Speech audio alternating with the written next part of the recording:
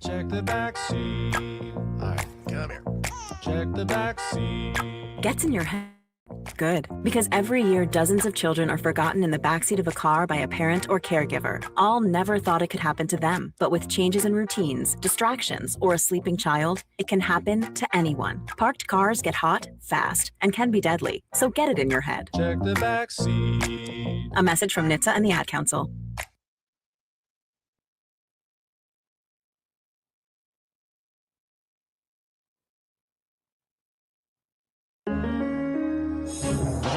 Crossover. Oh, killer crossover. Just crossover. It just crossed him over nastily. Another victim to the crossovers. Crossed him up and sit him down.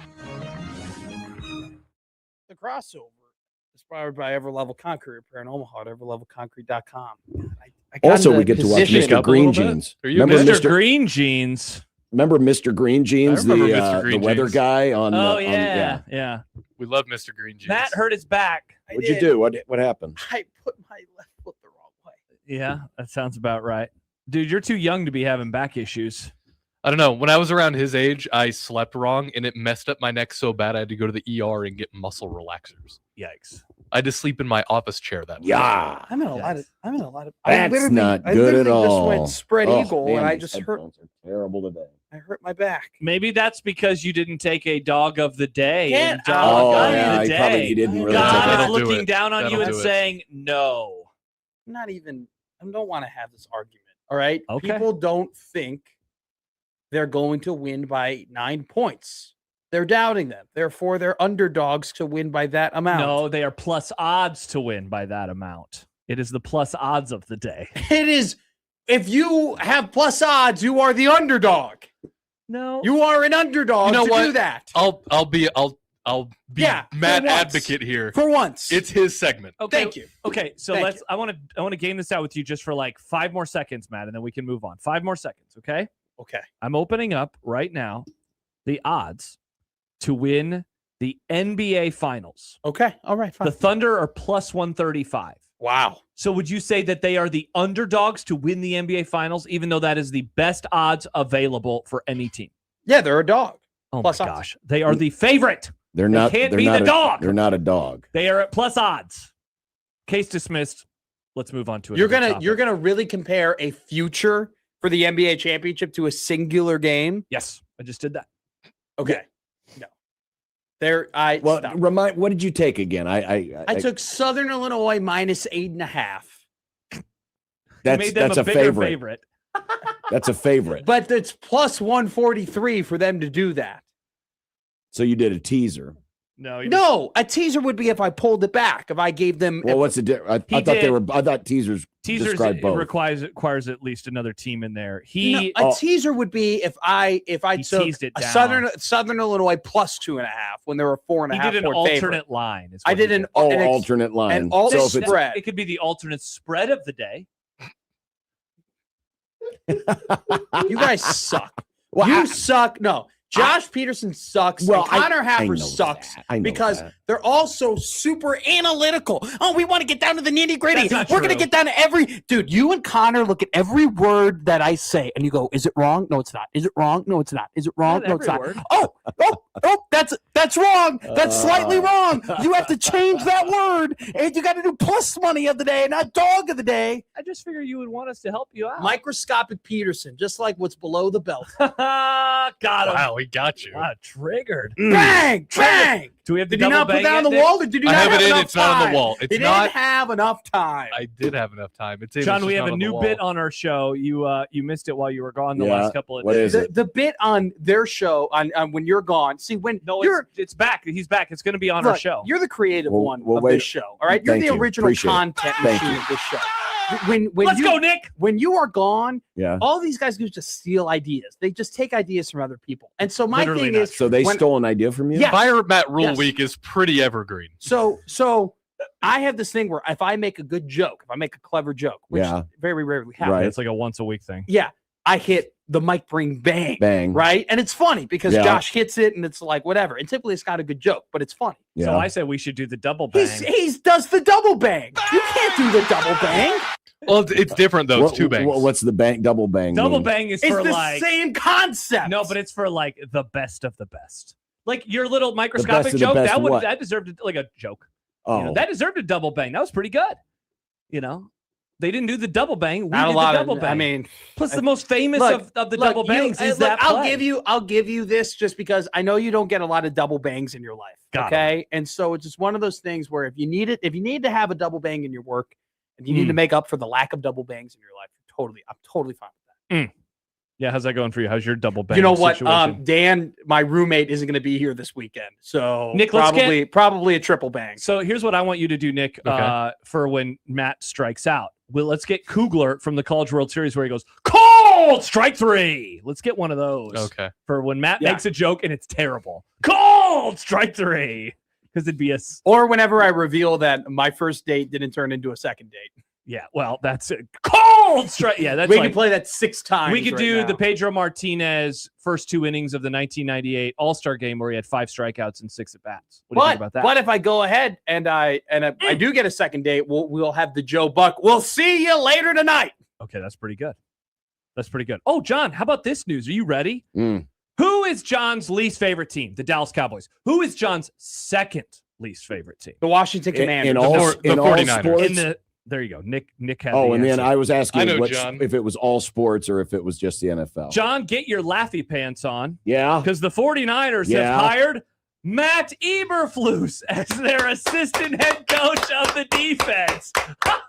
Yes! Matt Eberflus is the gift that keeps Listen, now on we giving. can all handshake meme about hating Well, his guy. here's the thing. Not you, because John and I are actually contenders in the NFC, and the fact that guy is going to be manning that, helping out that defense, that bodes well for All me, right. and that bodes well for John. I'm on- you get It does. the, I'm you on get the kind of, I'm on Schaefer's side now. I hope the Bears have a terrible season. you know, you can like make some jokes or whatever, but it doesn't really affect you. You know, in order for that to affect you, your team has to compete at the highest How level. do you feel about the Bills this season?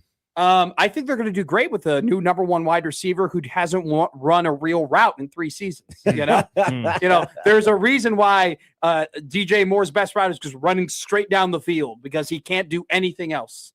The only way we got that guy involved Well, in I mean, our that's offense was screen passes and putting him in the backfield. I mean, honestly, that's the one thing Buffalo needed. Yes.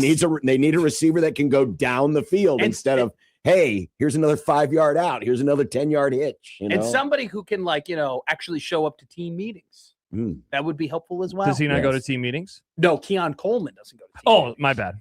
Misunderstood. DJ Moore is a great teammate. DJ Moore is really good. I have the utmost appreciation for DJ Moore because he actually brought a professionalism and stability to Chicago when they needed it. Yeah. They needed actual ball players in that franchise, and he was a ball player, and he did exactly what he needed to do. And then they drafted and acquired Commercial. Yeah, it guys who looked are better blue. than him. It looked Now like you don't need when him. Joey takes a picture of the TV on Twitter, that's what the TV looked like regularly. Oh for yeah, a it's just moment. it's It was just, 1980 screen. They you put a can- blue filter you over can it. tell it is Like state this. tournament time because we get random commercials for Nebraska Public Power and Seed Corn. Those are the 2 biggest sponsors of Is it state DeKalb? tournament We need more basketball. used car Probably. commercials in our life. I need more car Yeah, sales there's commercials. really not a lot of used car commercials No, anymore. Listen I- to that- Matt Rhule do a press conference. It's the same thing. Double bang. Yeah, Double give yourself bang. the damn double bang. Double bang yourself. Good job, Nick. That was I'll a bang very myself. good one. I like this bit. man. Rule Did they banging. good? Yeah, double bang. Very good, Nick. Thank Very you. good. It's one of those things where it's like everybody, if you grew up, like everybody can close their eyes right now and remember their local car salesman that popped up on their TV during one of their favorite sporting events. I mean, this one was so iconic. They still run his commercials 40 years later. Weird Wally. sure, I've Weird seen those. Wally's been dead for like 25 years, but they still run He's in the pieces. they still run the same commercial that was shot by the local cable company in like 1982. Wow. You know, I've What, been Nick? thinking about That's this. awesome. About what? When Weird you Wall, die what a and you legacy. disintegrate, Yeah. you are in pieces because your bones aren't connected anymore. Yeah, did you hear Stibbs yesterday? He was worried about his dog on the day of Game 7 of the ALCS last year. And what did he say? Like, I was worried my dog was suddenly going to be in pieces. It was like, what did he expect them to do to your dog when they put him Oh, down? chop 'em up. Yeah, that's what we made jokes about. And Yeah. he said, well, I mean, technically, when you get cremated, you're in lots of pieces. That's true. Well, He was going to cremate his dog? You know, like that's what they do when they put dogs Have down. you? Yeah. I've never had. What to put a dog does this down. have to do with Game 7 of the ALCS? It was it was the morning of, and he said so he actually wasn't as distraught about the game because at least his dog was still alive. Right. His dog almost died. He was mentally prepping He was himself all for night his dog long. to He was be like, in I'm pieces. gonna have to put my dog down today. I'm Yeah. gonna have to put my dog down today. You know, And then He was fine. The dog of the day. Eddie is and, still. and then the Toronto Nick. Blue Jays did put a dog down, if you will. Wow, they did.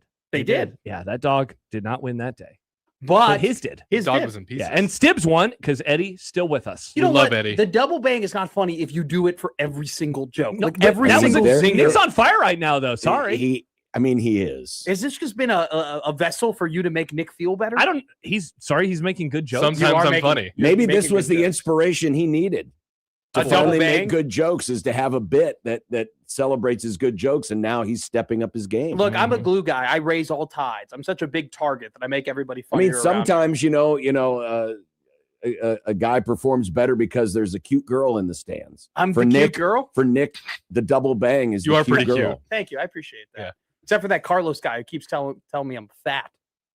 Is that Is that your mom's pseudonym? Listen, No, it's not my mom's pseudonym. By the way, can I shout out a very sweet text message I got from Sure. Josh Peterson yesterday? Sure. I revealed that today is the beginning of my diet. Today Yeah. is the beginning of my Oh journey. yeah, And Josh and I are supposed to get beers tomorrow. Mm. supposed And to. we are going to Okay, get beers Wanna tomorrow. make sure. And Josh sent a text to me and said, "Hey, I know your diet's beginning tomorrow.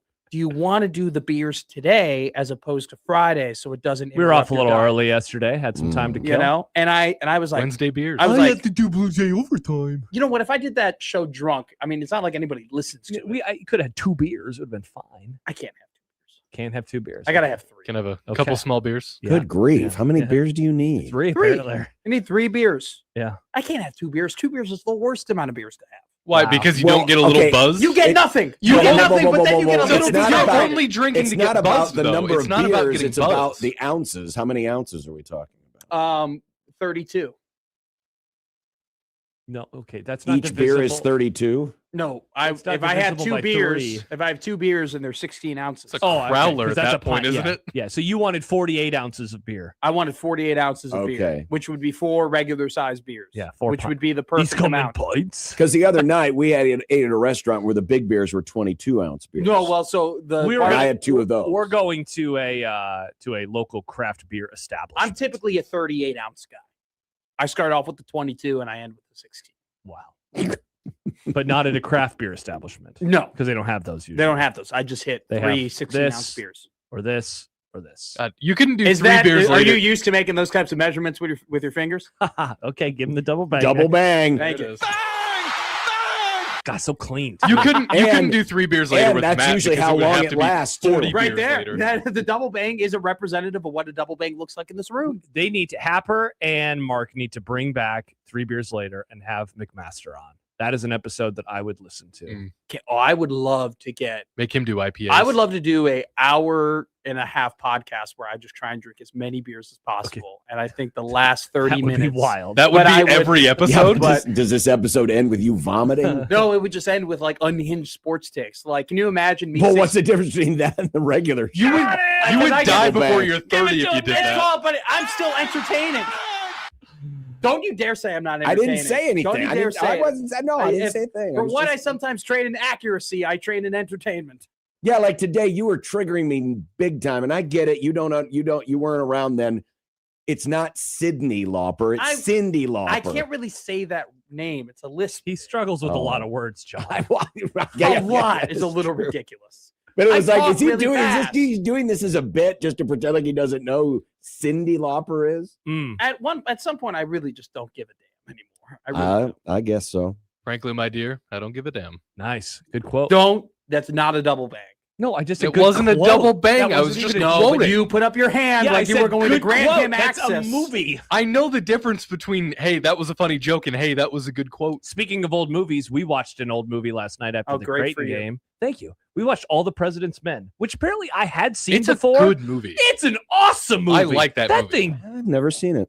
Really? No. Wow, I figured that'd be right up your Wow, alley. that would be because there's a lot of No. white men in it. So I would think that you would. Love Star that. Wars has a lot of white men in it. And you love it. Yeah, actually, you're just proving his point. Yeah, exactly. Yeah. It's awesome. now I kind of want to pick it from Movie Club when it's my turn. We It's on watched HBO. we watched that in one of my high school history classes. Yeah? Yeah. Really good. Really good Solid. journalism movie. Can we? All right, can I- never mind. Jonathan's saying it, so we don't want to. Can I do In Time for the movie club? You're not on the Movie Club. You really want to do the each Do Isn't what? that Justin Justin Timberlake and Timberlake- Madonna, right? You can do it. Watch it yourself. Well, what? Justin Timberlake was in a movie with Madonna? Yeah, it was great. Yeah. Cillian Murphy's in it. Killian. It's He doesn't okay, know so who that is. John, the premise of the movie is instead of money, your currency is time, right? So you Yeah, know. and you're in time. It's a great title. Oh, okay.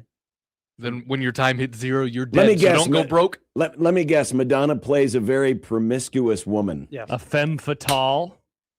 Isn't that what I they're mean, called? Madonna. Promiscuous All of girl. Madonna's characters in movies are very promiscuous. Yeah. Just like every Tony Danza character, his name is Tony. And just like how every They ought to do a movie with Tony Danza and Madonna, where Madonna plays a prostitute and Tony Tony plays a guy Tony. named Tony. and Jason Bateman gets cheated on. That would be the perfect movie. That is the perfect movie. Jason Bateman always gets cheated on. He In does? every he didn't in Ozark in- got cheated on. Spoilers. Not He in did? Arrested Development. Yeah. He yeah. did? Remember Wendy slept with Yeah. Oh, and that that's guy. right, that whore. wow. Anti-Wendy. Well, Anti. I mean, she ended up being the worst I know. person. She is Everybody right. on that show was really All bad. of the problems she from was the Ozark worst. Yeah, she- stem from, Didn't she give the hit Wendy. on her brother? Yes. Wasn't she the one who gave the Yes. okay? and then She turned, Fredoed. She Fredoed her brother. We need Sean Bean in this movie to die too. Oh, excellent. Oh, she Sean turned Bean in. has to She die. turned in her son too. She the son was laundering money, and she turned him into the FBI. She flagged his account, Yeah, I mean, she was a biatch. and then she got mad. She No got lie. mad when Marty was like, "Yeah, I'm happy your lover died." What do you mean? I guess I don't need to watch Ozark anymore. Yeah, spoiler alert. This is one giant spoiler alert for Nick. Yeah, I guess we did spoil the whole thing. The whole thing. I that's don't know. okay. That's a show that I don't know if I would like totally recommend it because like the highs are pretty good, but the lows are like, It doesn't it drag on a little? yes, I thought it peaked. When did it peak? Season 3. I didn't like season 4 very much. I I thought season 3 was pretty good. thought season 1 was great. And season 2 got season- really, really good. And like season this. 3 was like season 3 is when they started killing. Season everybody. 3 was when the brother showed up, right? Yeah. That's when they killed him. They Like a everybody spoiler. dies. It's season 2 and season 3 are great because Seed- everybody dies. Seed corn. Shout out. Is there not a That's game not right now? DeKalb, Are, they- it's are we the in between Fieldhouse. games right No, now? no, no, Well, I feel like every time I look up, it's just commercials. It's commercial after commercial It after commercial. is. It's like Yeah. the Pinnacle Sports Network is Yeah, back. Not us. Why do they only have low quality pictures of things? You know, Nick, you know, Well, you know, They showed a it's- spray plane. Well, and I it looked mean, like it was It's not, like, it's not like 144p. the Seed House has a very big budget. I'm guessing this was probably shot by the Broken Bow cable company or something. Ah, Western my favorite Nebraska cables the are are us. BBC, Yes, Broken Bow Cable Company, the BBC, the BBCC. Yeah, yes, extra BBCC. C's. John, do you need to talk your Creighton folks off a ledge? They are they're down Yeah, they're quite, going after they're- Deshaun London. they're down quite bad right now about this whole commitment thing. It reminds me of like internet, recruiting in like 2013, Mhm. where people are like, no. You guys have to go back and listen to Middays with Matt today. Yeah. Because when we went to break, they go, "Hey, He's going to the Jays. he's going to the Jays." Yeah. So we come back to break and we're like, "You said they're dead." I was making fun of Josh Hodson. They got this guy. Creighton fans rejoice. Everybody's in the chat. Everybody's going crazy. Hell yeah, we did it. We're gonna have one of the best recruiting classes in the country. And And then then he all of a came back. sudden, Black Cat goes, "Oh no, oh no." And Josh goes, "Matt, read the chat. Read the chat." I go, "What happened?" And then we go to Twitter and Joe Tipton goes, "Jackson Richardson to Alabama." Oh no. And I was like, "Oh no." quite the roller coaster for the It Jays. was awesome. What do we think happened? What do we think happened? The topic right here is not. I mean, what do we think happened? No. You know, With the story, did you? with the story? Yeah. I think the kid at 24/7 Sports completely jumped the gun. Wait. Okay. So, But no, there did, were- And did he or did 24/7 like they just published it at the time that they thought it was all going down? Guy So called like time. there's no way they had that pre-written. Of course, Yeah, Yeah, they had yeah. to. because Time those out. quotes aren't fake. He gave them the There quotes. we go. Yeah. He gave that. I read the article on the air because I was like, okay, right. like Josh was protecting me. He was like, "By the way, when was this article published, Matt? For everyone saying you read an old article." I go, "This was 21 minutes Yeah. ago." I go, "Hey," Is it still available, I or go, did they finally "It might delete be." it? I go, Well, the screenshots are out there, and that's all that matters now. Well, but yeah, I mean, somebody at 24/7, whether it was him or the person in control of the dial, So I went and I think, yeah, and I it's an read the editor. article. I go, hey, let's read this article. He had quotes from Richardson being like, Trey Ziegler, like, recruited me. And I can't wait. The style of play is why I committed. It's still And available. Oh, wait, no, Creighton it's fans, changed. you can expect this. Like, all of him just being like, yeah, I'm Creighton. And then he committed to Alabama. The What happened? Creighton You think commit files. You don't think Alabama made a call and been like, we can give you way more money? Well, And yeah, just flipped? absolutely. That's yeah. obviously what happened. It's 99.9% of the time in these cases, it's a money deal. Always. Have we seen that a whole lot though, where we get a aggregated national reporter saying this happened and then a money call came in? Well, but it was just one. It was just one reporter. Yeah. So it's not like, it's not like everyone was in. That's why I think the theory of someone misfiring Yeah, I think is the editor, probably true because there was probably, and it, you know what? Again, if he has it may literal have been quotes about him, maybe going it was to a timed tweet too. that was my guess. Is they got whenever they talk to him, because that happens all the time. You go behind the scenes for just a moment. Recruits talk to writers and get quotes, and then the writers have their stories. Like, it's different than the old days where a recruiting writer would get information like so-and-so committed to Nebraska, and they would go to that. Now they all wait, which is why some reporters report things, and then everybody gets mad at I them. remember the episode after Walter Rouse of Husker Online. Like, Husker Online had a podcast episode where they're like, after Walter Rouse literally committed to Nebraska, talked about Nebraska in the we form. We are like, I'm so excited to get here. And then went to Oklahoma 2 days later. They're like, we don't know what to do anymore, the transfer portal. But this is high school recruiting. I wonder, I'd find it really funny if there are like 3 different reporters who have Jackson Richardson quotes about committing to 3 different schools. It'd be pretty If funny. he has like a bunch of different quotes of like committing to Ole Miss and Well, the USC. news story. So I went to the story, and the title has changed. Alabama lands such and such, and there are quotes in there about committing to Alabama. I chose Alabama because of their. Now it says because of their style of play, but it is spelled without the Y because of their style of plah. That's the exact quote. Yeah. Was it really? Yeah, give me the quote for Alabama. Alabama. And I have multiple quotes in here, so I'll read them to you. I chose Alabama because of their style of plah. They play fast, are defensive-minded, and very analytical. They've been there since my freshman year, so that's important to me. Okay. Well, A little different. Here's different. the other quote. I have a great relationship with the whole staff. They believe in me, and they have the vision for me to come in and cause havoc. The speed they play at is ridiculous, and it's a big part of my game. What he kind of did there was when your buddy gave you his paper in high school, and he said, "Hey, change it up a little bit so it doesn't look obvious you cheated." He just added different adjectives. Yeah, basically. Awesome. Yeah. Yep. So much for that. That was a great moment, though. I mean, that's What you wish? Are you wishing the kid the best, John? I mean, this is all. This adds to one of the greatest rivalries in all of college basketball: Alabama versus Creighton. I guess so. Versus. Dang it! so. I was getting better at that. I mean, honestly, you know who I blame for this? Kalen DeBoring. If he wasn't so damn mid, they would have had this money saved up for a left tackle. Good. They wouldn't have had any money for back. They said, "No, sorry there, Nate. We don't have enough money for you because Coach Saban needs a better left tackle." That is a good. But because Kalen DeBoer is mid, They care about hoops now. Kalen. Greg Kinda like Byrne. Nebraska Greg Byrne is basketball. saying we need to shuffle these chips over here from football and give it to Nate over here in basketball because they're just they're a little bit better. Kalen DeBoring is probably the best nickname I've heard in a while since Drake made. Well, I only gave him that name because he was one of the candidates in Scott Frost versus the World. That I wanted Nebraska to hire. Yeah, Wow. and guess what would have happened? He would have taken Nebraska would have to a been national mid. championship. They would have been game. mid. Well, they are with their current head coach. I know, but I'm just saying, it's Are we just been a calling, different level of mid. Are we calling Calandra Tony or Ant?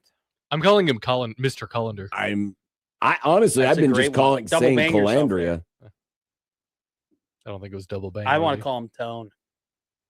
Let's save for Oh. Petiti.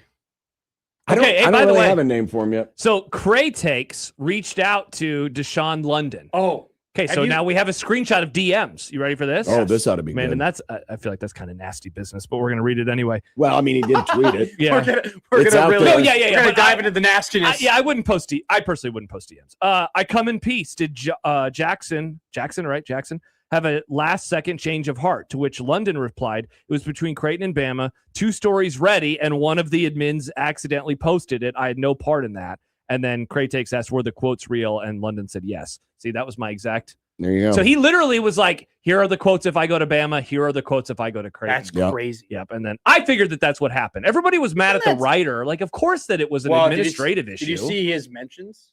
People are going after. Oh, I figure. Yeah, but now, not to be media defender, it's just I know how those things work. Yeah. Get mad. You can get mad at people, but it's the website's I think that's so fault. disingenuous. Never would have happened if they would have fired Schaefer. That's what I'm going to stick with that opinion. No, You but we're jerks. glad. We're glad because now he's here. It's great to have Schaefer. Thank you at for 6 firing Schaefer. Wow. Isn't that Put that on a graphic. isn't that so disingenuous that he gives two different takes for why he committed to a pretty- place? I know pretty that's like, but you know what? I know but that's the tip of the but they all do iceberg. it. I know. No, They no. all do it. I know in this day and age that is like the bottom of problems, and it's only the tip of the Yeah. iceberg in terms of what's going on. There's a lot more shady and very morally questionable things that occur. But isn't that so disingenuous that he gives two different? Dude. This is why I love the staff, and this is why I'm going here. You know what? This is one of the many reasons that following recruiting is horrible. Yes. And I will never do it Agreed. ever again. Agreed. I'm not. I'm happy that I'm not your age where I feel like I still have to. Especially in this era. Do you think I really follow recruiting? I think so. I do it enough for conversation. Okay. I Yeah. treat Still like too much. I treat recruiting. I treat recruiting like Black Widow treats quantum mechanics. You know, I just know enough about John, it. you for get that What the reference. bleep was that? It's an Yeah. Avengers reference. Like Okay. you guys Don't give you him guys the know double anything bang about- for that one. You guys know Nick. anything about quantum physics? Like enough to make convo. Like that's how I am about recruiting. I read the headlines and I know who's coming in and who's coming out. Cool, they got him. Full of Renshu from St. Patrick's. Hope you commit, buddy. I mean, you know, there's a pretty good chance that at some point he's going to come back around and he may end up back at Creighton again someday. That's another Or aspect not. of this whole thing too. Or not. You got to play nice. Brian Yeah, you Christopherson. do. You have to play nice. Brian Christopherson made a great point What's that? today on Happer and Schaefer, where he was like, you know, I remember back in the day where it's like guys would be around here for 4 or 5 years, and all they would ever really do is be like, you know, the second D lineman or the third running back or something like that, and that was cool and that was fine. Those And- days are long And gone. like, and he's like, now we're in the era of just like, if you're not doing anything after 2 years, we're like, why haven't you transferred yet? Yeah, those days are over. They are. Yeah, I'm very glad I don't really cover recruiting. Oh, that sounds like a terrible existence. Josh, you seem like the type of guy where you were like very much. Oh in. yeah. Huge. Yeah. Huge. I had strong opinions on coaches being hired or fired based off of how good of recruiters they were. Now I couldn't care less. Wow, you got that deep into the weeds on it? Yeah. Like I was a early Bo needs to get it figured out on recruiting. Otherwise he's going to set the program back guy like in 09. Wow. Yeah. I just think that recruiting. Do you think he set the program back? I mean, recruiting is. Let's just be real. Well, this is an wait. I don't know if I can make this statement. Here's a good question: is recruiting harder now, or more, or easier now? It's just way different. I mean, It's just different. yeah. Is it? honestly, Does the honestly, money make it easier In because theory, you it should don't make have it easier. like because you don't have to make as good of relationships and you don't have to like. You kind of still nowadays like can only win 7 games and get a good recruiting class because you have enough money to throw around. Like that can happen. Yeah. Where you. If you're not winning a lot of games, it didn't really matter. Like I don't want to go play for you. I'll play for this guy because they're winning. Well, it's harder in that you're trying to manage, you know, the internal struggle of do I try to go out and get someone I think I can develop or someone that can just come in and fill a spot. But at the same time, like the flip side is I can develop a great relationship with a kid and like know his parents and do all the legwork and be super close with them. But hey, if a team that's bigger than me just says, "Oh, we like him and we're going to give him $300,000 more," it doesn't matter. Yeah. Like that's pretty damn Yeah. Kind of a difficult to trump deal card, with. which, didn't happen 15, 20 years ago. It was always like a thing like, oh, I heard that they gave him a bag. Right. Yeah. Oh, You know, yeah. But And we, it's oh, way different now. Oh, wow. Reggie Bush's mom, who didn't have a job, now has a 6-figure house. That's crazy. Mm-hmm. Mm-hmm. Sicilian says, whenever a podcast or program talks about recruiting, I just skip ahead. Guarantee Trey Taylor will transfer at some point. Yeah, a lot of people who are. I mean, the Rhule- odds of a lot of these guys transferring are very good. Very good. Very good. Oh, the 2027 class. There's a chance that he doesn't even end up at Nebraska. Like all that stuff is on the table. I think the rule is if a guy hasn't done anything in 2 years, he's probably going to transfer. Yeah. I think that's a pretty hard and fast And rule who knows? for most guys. Maybe they'll pull a Kalen and come on back.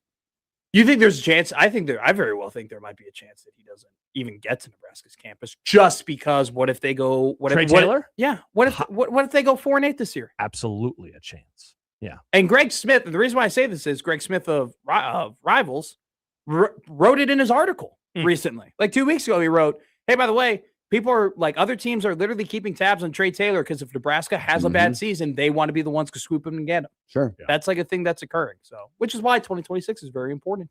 Very important. My Kool-Aid meter went up a little bit. Oh, yeah. Don't give him the double bank for that one either. No. I Well, that took wasn't my- meant Give as him a the joke. Kool-Aid spills. Well, it wasn't meant for a joke. Oh, that's a good little drop. If something negative happens, you could pour out Kool-Aid. Or it's the Kool-Aid man's like, oh yeah, and then it's like I don't know. This sounds like a production meeting, not an on-air conversation. probably. All right. And with that, we say goodbye to Matt. Bye. And the Deuces. I was mean crossover- today. I liked it. The crossover is brought to you by Everlevel Concrete Repair in Matt Omaha. the ass. Yeah. Well, I mean, that was kind of your first bit here was your ass because it That's was true. McFarter. Yep. I have Oh, a yeah. fat ass. I got a photo Well, of that's it on got my to phone. do with you. Look at it, the John. size Look of- at my butt, John. I'm not It's a big talking butt. about the size of your butt. John, I'm I talking got a about big the butt. emissions from your butt. Mm. You're sitting in my chair. It's nice and warm over there for you. Oh, No. gross. Can only That's the think- crossover. Can think of all the people that have farted in this chair. Mhm, a lot of them. Nebraska Hall of Famers. 1620 the zone.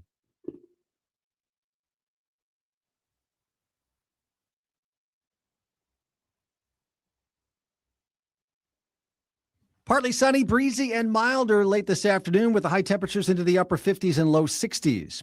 Partly cloudy tonight, chance of showers and thunderstorms after midnight, lows near 50. And then scattered showers and thunderstorms on Friday with a high in the mid 60s. I'm Chief Meteorologist.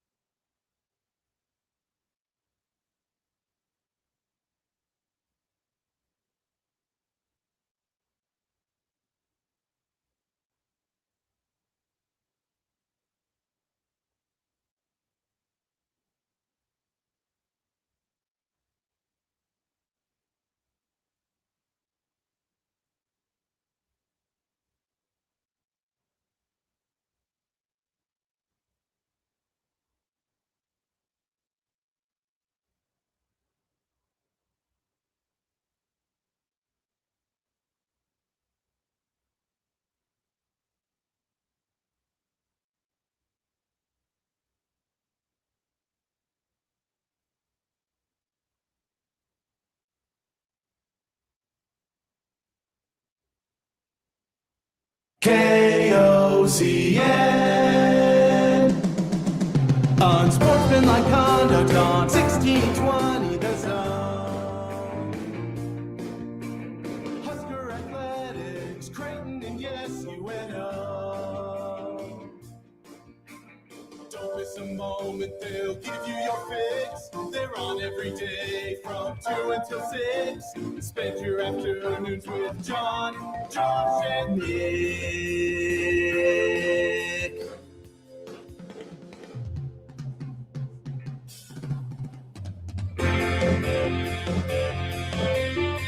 John, Josh, and Nick.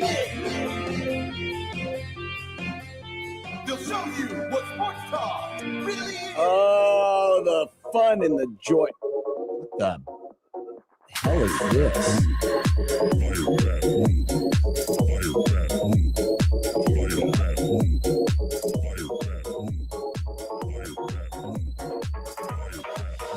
Hey, listen, I didn't get much sleep last night. I can sleep through this one.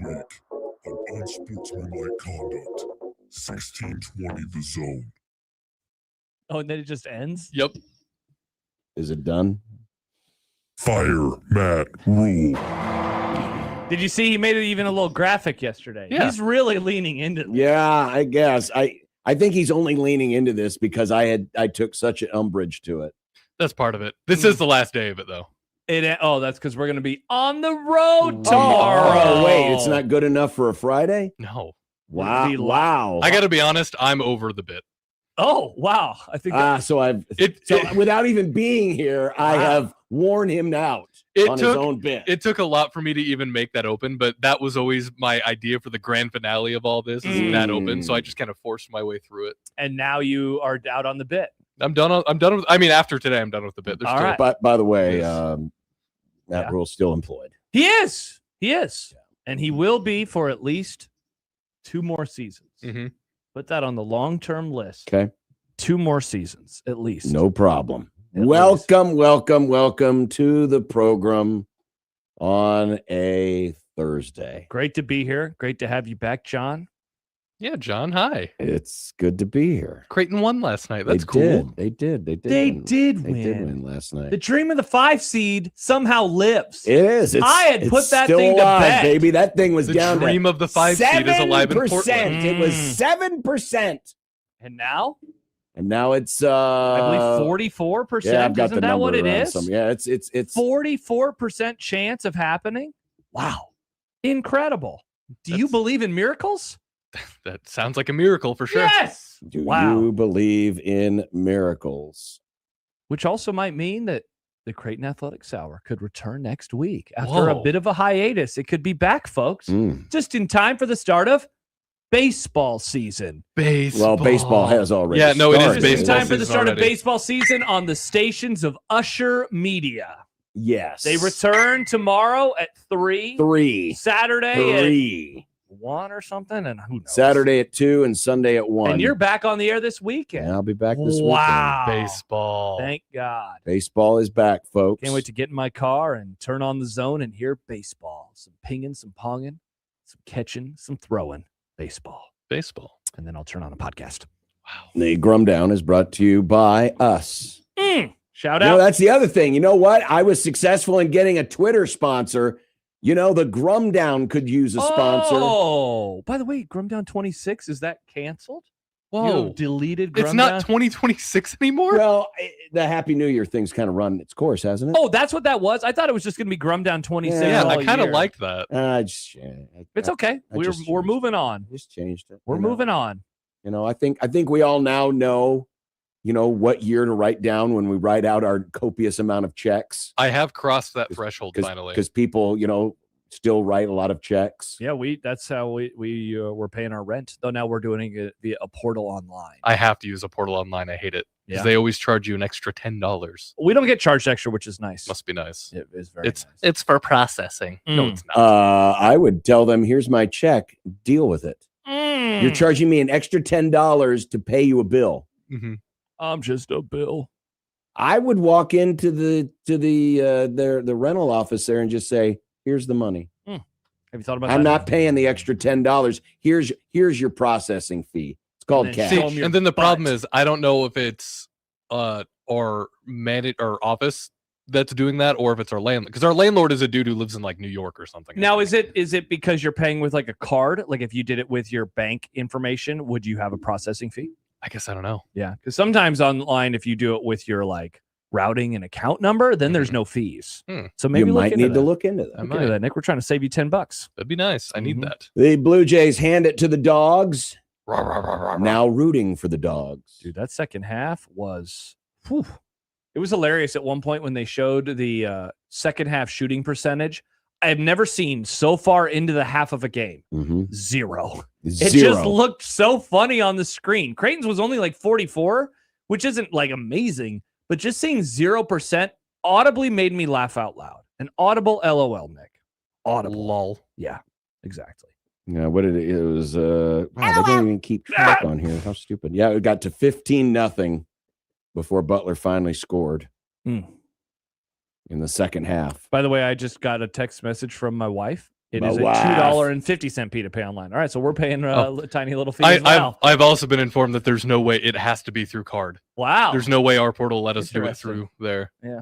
It's because capitalism likes to reach the late stages and nickel and dime you out of everything, even if they don't need an extra $10. It has nothing to do with capitalism. It's just It's a little to do with capitalism. No, it doesn't. It's just people being greed can happen. Greed and selfishness can happen under any kind of economic system. Except for the no greed economic system, which I believe never really got established. Round 24 of Bama Blue Jay goes to the Tide. Robin Washut of Husker Online will be along in about an hour. Shoot, Mr. Calandria is at the podium. Oh, that reminds me of I Don't Care later on today. That will make more sense to you when you hear from Shoot, Mr. Calandria. Ari Wasserman. Let's go. Last time we had him on, wasn't that the when he pissed everybody off? Might have been. About something what was it he said? He said like Dylan Raiola is fine. Turns out he That's was what it actually was? giving him too much credit. Seriously. Nick, give it to yourself. Do it again. Okay, I will do it to myself. Seriously, though, he wasn't like he's on bad. a He didn't roll. say he's bad. He didn't say he's terrible. He was just like, he's fine. And people around here was like, sir. Yeah, because Sir. remember last summer when it was not just about that, but it was also everyone getting bent out of shape because of the kid at Florida, whose name just escaped me. DJ Lagway. DJ Lagway being There's a Lag rated Will. ahead of. Now, that is fair to be upset about because those were wrong opinions. DJ Lagway sucked. Well, but Dylan wasn't that much better. A little bit better than DJ I mean, Lagway. Dylan was better in that he didn't turn the ball over. He also Didn't put the ball in harm's way. basically his average distance to target was between me and you. It was a low A. Here, dot. Josh. It was very low. It was very low. It's like a T-Rex throwing a football. It was basically a long handoff. It really was. So Justice Ferrari on the Grum when we welcome. I think Is that so. why we're talking to him How today? far could a T-Rex throw a football? Dumb debates. Dumb debates. Great question, Nick. Well, mean, they're high up in the air. What was Dylan's average? It wasn't very far. Yeah. I remember right. NFL trade season. McDuffie more and more. Okay. Nice, John. Well done. Oh, I just thought of I should have done this in the hot take market the other day. I have a hot take. Okay. Do you want to write it down and save it for Tuesday, or do you want to give it to us now? Can I give it to you now? I don't know Sure. if I bet Tua goes to the Cardinals. Okay. There you go. All right. Mm. I saw a Wow. take that he might go to the Jets. So you're gonna. Weird. So the Cardinals would replace a smaller, shifty, mobile losing quarterback for a larger, Statue. less shifty, Yeah. concussion-prone losing quarterback. Uh-huh. Yeah. Yes. That would be very on brand for the Cardinals. Yeah. Who famously haven't won an NFL title in 80 years Correct. and are the oldest professional football franchise in America. That is true. People forget. Mm-hmm. Did I say I don't care? I don't care. I don't care. I don't care. Could bowl games look very different in 2027? Wow, that's fast. That's next year. Well, it's 2027 football season, which would be Countdown. 2 seasons from now. Count down. It's so far away.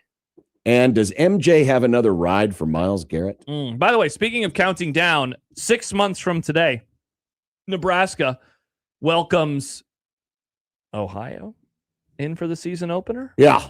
Ohio, 6 months from today. As of now. Damn, that's a half a year. But it'll go That's by a like half a year. Think about Matt it. Rhule might not even be the coach by then. No, guaranteed he will be. Half year ago, Nebraska was 1-0 on the season. No, wait. Yeah, they were 1-0 on the season. Remember, their season began in August because the Dallas Cowboys played a half year ago.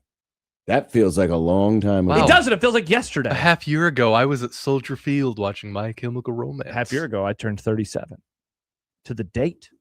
So I just wanted to let everybody know. Happy half birthday. Thank you, Nick. 37 and a half years old. Am I now officially in my late 30s? Yes. You were in your late 30s when you turned 36. See, but people said that people said I wasn't yet. And then I said, what about when I turned 37? And they said, no, you're still not. But now I'm closing in on 38. I think I'm in my late 30s. I think 38 is late 30s. Okay, so I'm not late 30s until Well, but September. round it up. I mean, 37 and a half. Yeah. That's true, yeah. Wow. You're closer to I'm late 38 20s then. Yeah. Whoa. Wow, here we go. John's late 70s now. Just kidding, John. John's still early 50s. He's a young spry boy. He's still in our demo for a few more months. What are you going to do when you leave that? Do you have to, are we I don't think Hunger we have to Games you? take anything he says seriously. We have to say, no, you don't understand young people, John. Your opinion doesn't matter Do we have anymore. Do we have to put John to pieces? Oh, no. No, you're not putting me to pieces. Get the I've gun done out, that. Nick. I can do that myself. I just have it ready. Oh, okay. All right. Let's see. That was the Grum Down. Yeah. You can dial us up on the old Prairie Flower Casino Zone hotline. Please do. 402-951-1620. Andy writes in our unsponsored YouTube chat, which we would love to have sponsored. Oh, that's another thing. The Grum Down and the YouTube chat, both available to be sponsored if anyone would like to inquire. I just need to see somebody brave enough to sponsor the YouTube Oh, it's chat. great. It's popping all the time. Andy says, my It's always birthday was yesterday, 51. Happy birthday, happy Andy. birthday. Wow, that's so exciting. So exciting. Early 50s. Early 50s for Andy. That's true. That's true. The soon-to-be Liquid Trucking Zone Twitter feed. Awesome. The trucks are made out of water. Interesting. Is at USC 1620. And the Equitable Bank has been and ever shall be the Equitable Bank Zone inbox. John at 1620thezone.com. Josh at 1620thezone.com. At Equitable, we take banking personal. Answer the phone on the first ring. Well, we kind of covered it in the crossover. Yeah, our bad. We did an actual sports topic. Oh, that's all right. Yeah. But Creighton lost a player. Jackson Richardson, who he had all the crystal balls. All the crystal balls. The crystal ball. You say the Grum ball is worthless. Apparently, the crystal ball broken. is stealing the Grum ball's bit Nick, of being inaccurate. go get that ball that we have over there, that glass basketball, and throw it on the ground because the crystal balls have broken. Do that to that excellent gift from UNO. Sorry, a guys, great we gift. need That to was a- lead into it. That was a great gift from you. Thank you, and yes, UNO. But yeah, Jackson Richardson. Yeah. Ends up at Alabama. And of course, I guess this would be the irony of it all.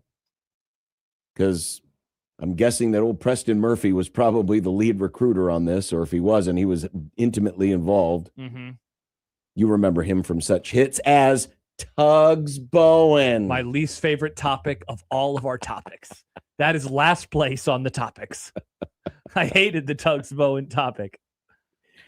The Tugs gift, Bowen sounds the like gift a that Happy keeps Gilmore on character. giving. I mean, Jays fans, if you're looking maybe for a little bit of hope, perhaps Jackson Richardson will be the next Tugs Bowen. Whatever happened to old Tug? Tugs never really did anything. He did not. Didn't he go play foreign ball somewhere? Yeah, I think so. I believe that's what happened. Yeah. Pesky Blue says, Josh, read the Tipton message board post. So Joe Tipton, a real person, Nick. Don't you giggle over there. I was giggling at something else. I believe he covers college basketball recruiting, judging by his little thing on On3. Yeah, That's what he yeah. is. Okay. He said earlier today, I'm rarely surprised in recruiting, but this one surprised me. Creighton recruited him harder than anyone else, and that's where I thought he would end up. Alabama did not make Richardson much of a priority as the cycle went on, but hard to complain when you land a top 30 level recruit in McDonald's All-American without much effort. Ha ha. To which Jason Richardson, wait, is this the former NBA player? Yes. Oh, Jackson Richardson is Jason Richardson's youngest son. I apologize. Again, I don't follow recruiting. That's Very fine. cool. Jason Richardson won a dunk contest when I was a little kid. Yes, he did. He won a couple for the of them. Warriors. Yeah, I think he did it between the legs. He went after Joe Tipton on Twitter. This is I can't read the whole thing. It's like 8 paragraphs long. It's like a column. This is a really bad take when you have no idea about the relationship between the Alabama coaching staff and my family. Creighton did an amazing job. Let me give you some background. He ran through a ton of stuff, including talking about Preston Murphy. Most recently, when Jackson was hospitalized with the flu, Nate Oates was calling my wife, Jackie, and texting me every day, checking in on him. So when you talk about priority, understand this first. This decision wasn't based on a moment. It's built on a 30-plus year relationship between Preston and me. And then he said at the end, that's more than enough for Jackson to know he was a priority. So he's like, it's not about the money. It's about a relationship. That's what he's saying. That's what he's saying. Well,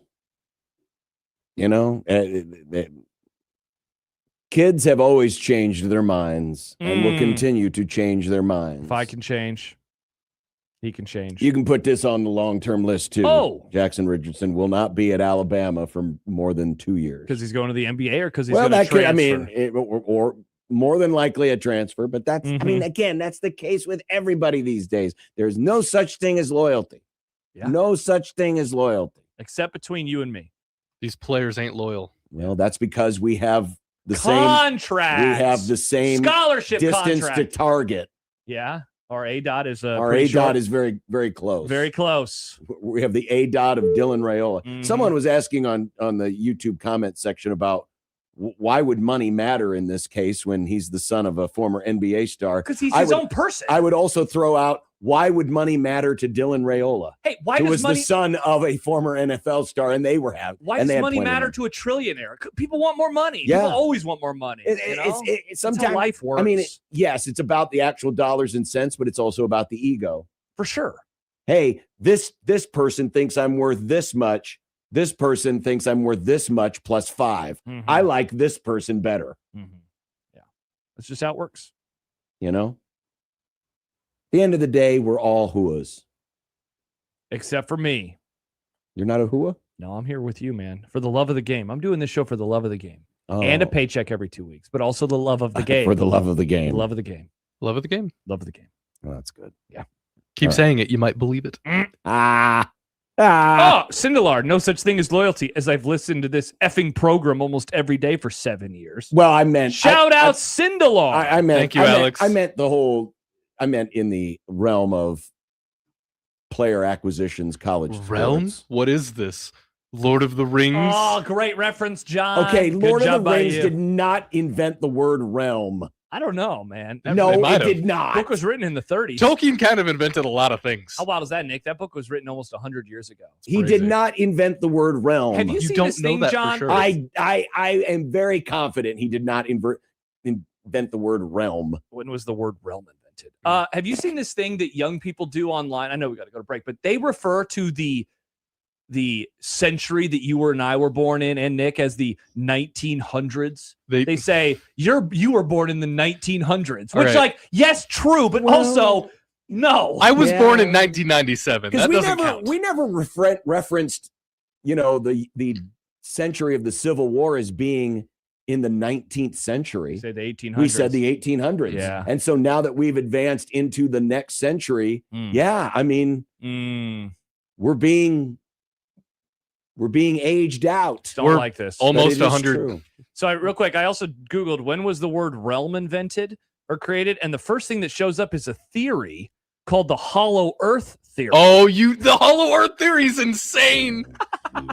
Okay, so the Cliff Notes is there's no center core of the Earth. Yeah. It's all just full of like dinosaurs and wacky weird animals and a whole like other type of people and culture. It sounds like one of those poorly acted live action, late Saturday morning cartoon Hollow series. Earth coming soon Like to Land of the Disney Lost. It sounds like Plus.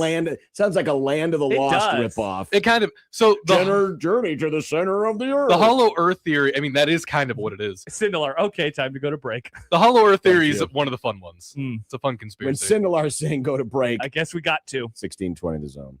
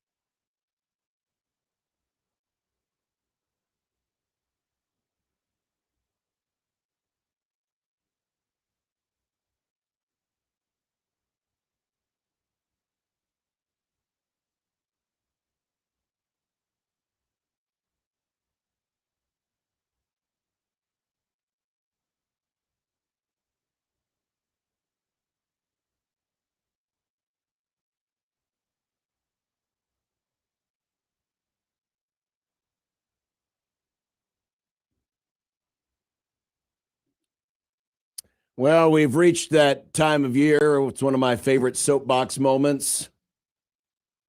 Why? Why do they have to play on this basketball court? You hate it, It so is much. so bad. It really is ugly. It looks like blueprints. I get it. You have to pay the players now, University of Nebraska, but you can't give the NSAA a decent basketball floor with all these stupid lines. And what do you need all those lines for anyway?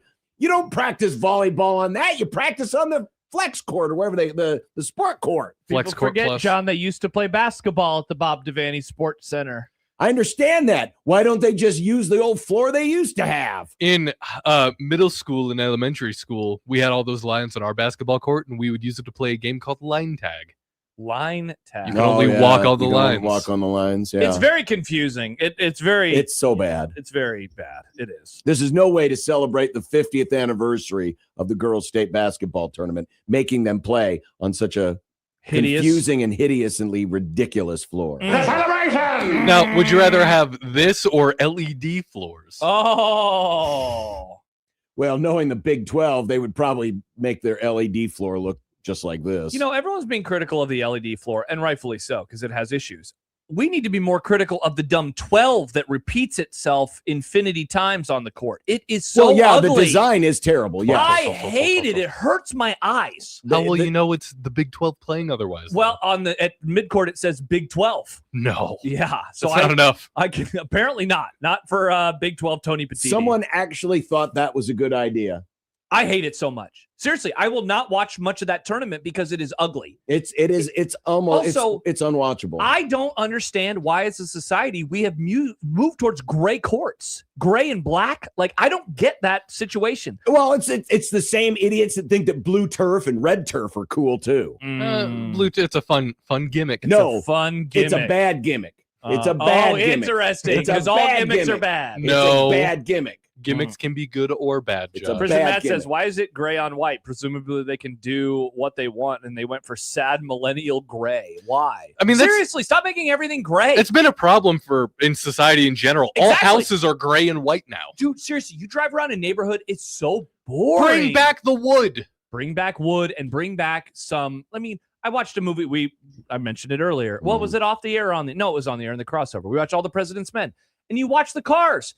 There's different designs. There's different colors. Oh, it was yeah. a better time. It was a for better time. Car design. I think we want wood paneling back. Okay, now we're going Everywhere. too far. But like, let's have some creativity. Mhm. Like Nick has Matt Rhule on fire on the video right now. That's creative. Well, it's no different than all of the fast food restaurants have the same basic the brick and design. mortar. You Could can't not tell the agree Burger more. Kings from McDonald's outside of the sign. I miss 1990s Taco Bell. There's this area over by the old Boys Town farm, 144th and Dodge, that now has a bunch of restaurants. And Mhm. so they must have paid a bunch of these restaurants to move over. Charleston's is over there now, Mahogany Steakhouse, etc. Mahogany. All look the same. Yes. Meanwhile, at their old spots, there was character to them. They looked different. I don't like it. Pizza Everything- Huts don't even look like Pizza Huts You anymore. can't out Pizza the Hut when they all look the same.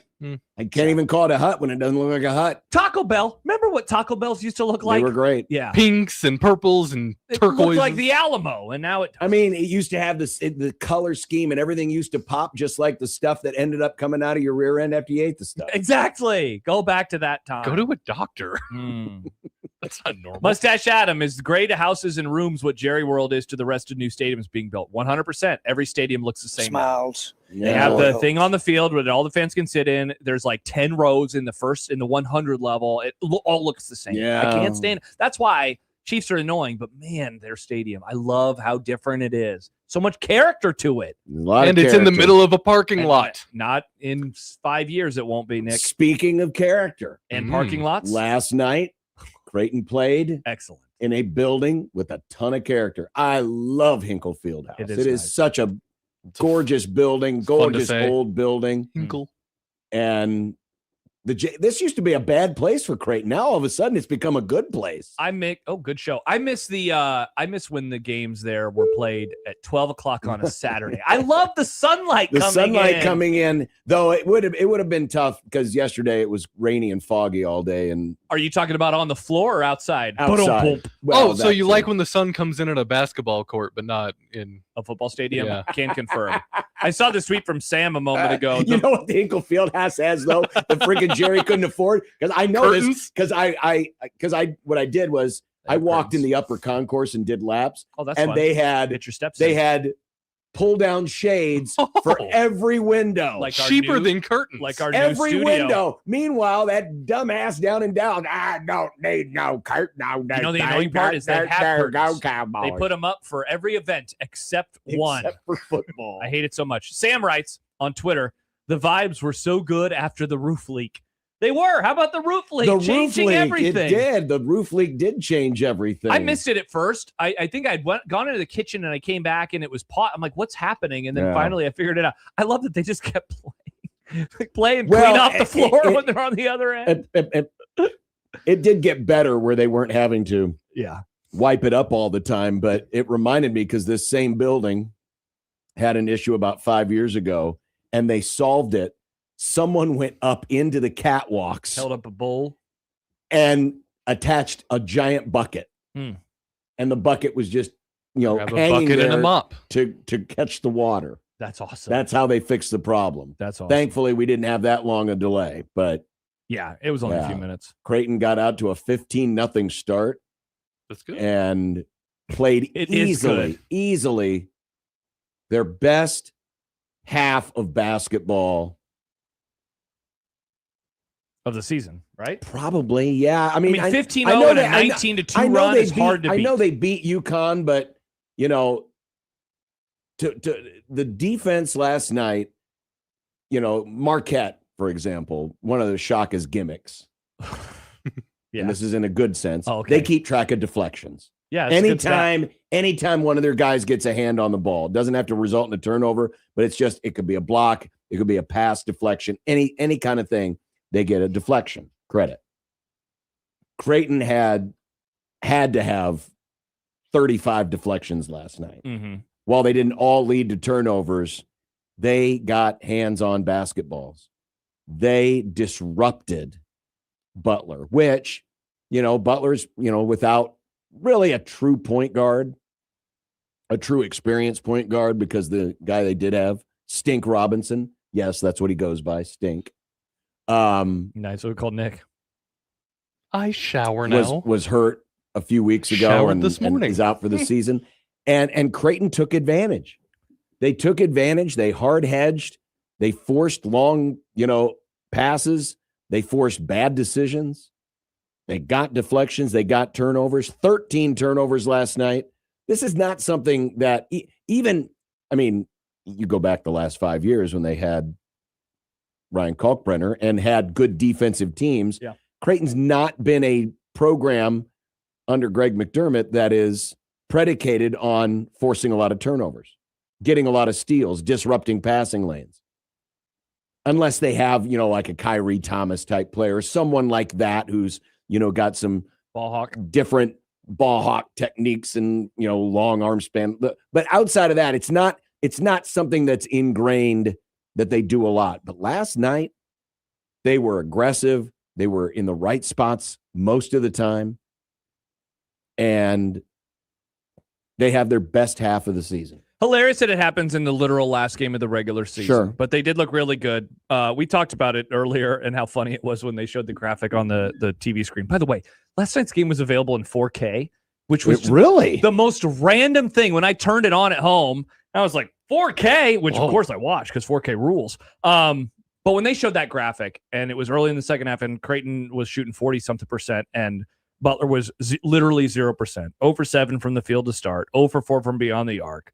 And that lead, this is one of those games, of course, where the final score nowhere near as indicative as the domination was in the second half when they were up. Creighton, that is, 23 points with just a couple of minutes to play. Yeah, dude, the thing was, we had a question in Dumb Debates. What is, how was it phrased, Nick? It was basically, what is more contagious, being hot in a sport or being bad? Where like you're bad and everybody suddenly starts being bad. Is that more contagious or is getting hot? And we all agreed it's being bad. Mm-hmm. But man, last night was an argument for being hot because the way that the lead went from short to long in a short amount of time was three. I mean, it was just boom, boom, boom, and they're getting stops. They're getting in front of Butler, the passing lanes, all those things. Again, it looked like a completely different team than the one that we have seen this year.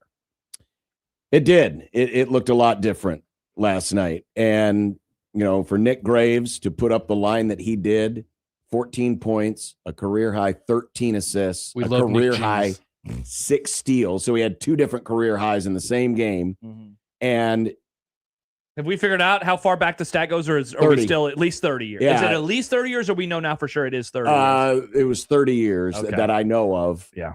I never did get any further clarification, but it's been at least 30 years Crazy. since the last time a Big East player had a similar stat line Mm-hmm. with that many points, that many assists, and that many steals. And Josh Dix continues his late season surge, another season high, 4 more threes. He also got in on the act. He got his hands on a lot of passes. What did he end up with last night in terms of steals? I think they credited him with 2, but it felt like he, probably had more than that. And then Jason Green, almost a double-double for the first time. And the other part of it, too, was even though Creighton won the first matchup with Butler, it was the Butler game that was one of the early-ish signs that, oh, boy, Creighton's going to have some issues defending down low. Creighton's going to have some issues getting rebounds. Butler ended up with 21 offensive rebounds in the first game. And last night, they had 6 and 0 second chance points. Wow. That'll do. 0. Pretty sure that's the first time all year that's happened with Creighton. And that's despite the fact that their best player, Michael Ajayi, had another double-double, 26 and 13. But he had 0 offensive rebounds. Yeah. As opposed to the first game, he had 8 offensive rebounds. So the Jays really tuned it up. And I guess if you're looking for signs of hope that a run in New York City is possible, and we'll run down the scenario is very simple now. Yeah, it really is. If you're looking for signs that a run is possible, Creighton has done a better job, even though they're only 1-2 in their last 3 games, of shoring up the back-breaking turnovers, which lead to points, and limiting the offensive rebounds, which have been 2 stats that have been bugging them all season long. Points off turnovers, second chance points. This is the 3rd straight game where Creighton, and I call these the extra possession stats. This is the 3rd straight game that Creighton has been in the positive margin in that combined statistic. Points off turnovers plus second chance points. They were plus 13 in points off turnovers. They were plus 6 in second chance points. They hadn't been back-to-back all season, and now they've done it in 3 straight games. And granted, they lost the other 2. Sure. For other reasons. But if you're looking for signs that a run is possible, it seems as if, at least in those categories, they have done a better job. They've done a better job at team rebounding. They've done a better job at limiting the back-breaking turnovers. And we'll see if that's possible. Now, will they have to play 3 games? Or will they have to play 4 games? Well, yesterday at this time, the number was 7. 7% chance. Today, according to MJ Hackman, shout out, 44%. It all comes down to 1 game. Butler at DePaul. Butler wins. Creighton's a 5. They don't play Wednesday. They play Thursday at 1:30 against Seton Hall. But if DePaul wins, Creighton is the 6, and they play either Marquette or Georgetown at 8 o'clock Wednesday night. And that's it. That's the whole scenario. You don't have to do any other math. It's Pretty very easy math. simple. Just remember, dogs are better than demons. Always. Dogs better than demons. Have you called your new dog a demon? I have. I figured. I call him little demon fire. I figured as much. Probably easier to pet a dog than a demon. What time is that game at on Saturday? I believe they are at 11 a.m. Ooh, so you'll know early on Saturday. We'll know early on Saturday. Indeed, 11 o'clock. If Creighton plays on Wednesday or plays on Thursday. Okay. At the Big East tournament. Okay. There you go. John says, newsflash, Butler basketball sucks. Mm. It's unfortunate that they lost the players they did, not that they were winning a ton of games, even with Robinson on the floor. This is not your older brother's Butler Bulldogs anymore. But a dub's a dub. But, thinking back, I'm trying to remember the last time Butler had the first round bye in the conference tournament. Well, they talked about on Happer and Schaefer this morning. Schaefer asked, what's the last time that they had like a good year? And Happer was pretty sure it was the 2020, 2021 year. So it's been 5 years. And I believe that they had that they were one of the top 5 seeds. Yeah, but it feels like it's been a long time. It does. It really does. It feels like it has been a really long time. Jeff texts in 1 win and you're already talking yourself back into it. LOL. Are you talking yourself back into it? LOL. I'm not talking myself into anything. 2019, 2020 was their last. That was their last winning season. Well, not their last winning season. That was their last good season. But they didn't even make the tournament. They haven't made the tournament since 2018. What year did you say was their last good season? 2019, 2020. Now, to be fair, they didn't make the tournament because there was no tournament. There was this whole virus situation, and they nixed it. They were like, you know what? No tournament. Oh, good this year. point. Yeah, I forgot about What was that. their record? 22-9. So they would have made it. The tournament. Yeah. They would have made it. Because, they were in the top 25 in the AP. Not that determines who's in the In tournament. hindsight now, we made a lot of mistakes during COVID. I wish that they would have announced a field because it would just be nice to know like what the tournament would have been, just so then a team you could be like, yeah, and they would have, because like I don't like it when they're like Creighton made it this year, not 2020, but it's like, no, but they would have. There was just this virus situation, That's just my thought. No, I am not talking myself into it. I'm just saying if you want a sign for if you want to talk yourself into it. If you want to talk yourself Consciously into it, subscribing. here is how you can do it. Yeah. But I'm not saying talk yourself into anything because likely the road to winning the auto bid goes through St. John's. I'm not telling you how to That's make bad. drugs. I'm not telling you to do drugs. I'm just telling you how to make them. That's really bad. Interesting. Because even though Madison Square Garden is a neutral site. Oh, wow. I didn't realize you were triggered by this. What is No, it counts. It counts as a neutral site win for St. John's. But it's a neutral site. No, it's not. So No. you want it to be a quad 1 road win? That's a home game for St. John's. Would you rather they play at the Devaney Center? Ooh, with all the lines. I mean, Now that would be a neutral site. I've been to New York enough times. You know what? I would sacrifice going to the Garden to play on this ugly Do ass they floor. have You know the what? camera that moves across the floor? On Well, the they got train plenty of room track? for it because they haven't extended the bleachers out. We don't think the girls are worthy of having end zone bleachers. Whoa, is that true? Anti-women? Well, I don't know why they're not extended. Sad. Oh, we got to have room for the cheerleaders. Oh, You got man. plenty of room. It's in overtime. Good luck. Good luck. Good luck. Good luck to Nebraska ball. Oh, wow. That's the nicest thing you have ever said about them. Well, I mean, Nick. I mean, they're going to need it, right? Will they? I don't know. Okay. We'll run through a few scenarios. Robin Washut will join us and more on 1620 The Zone.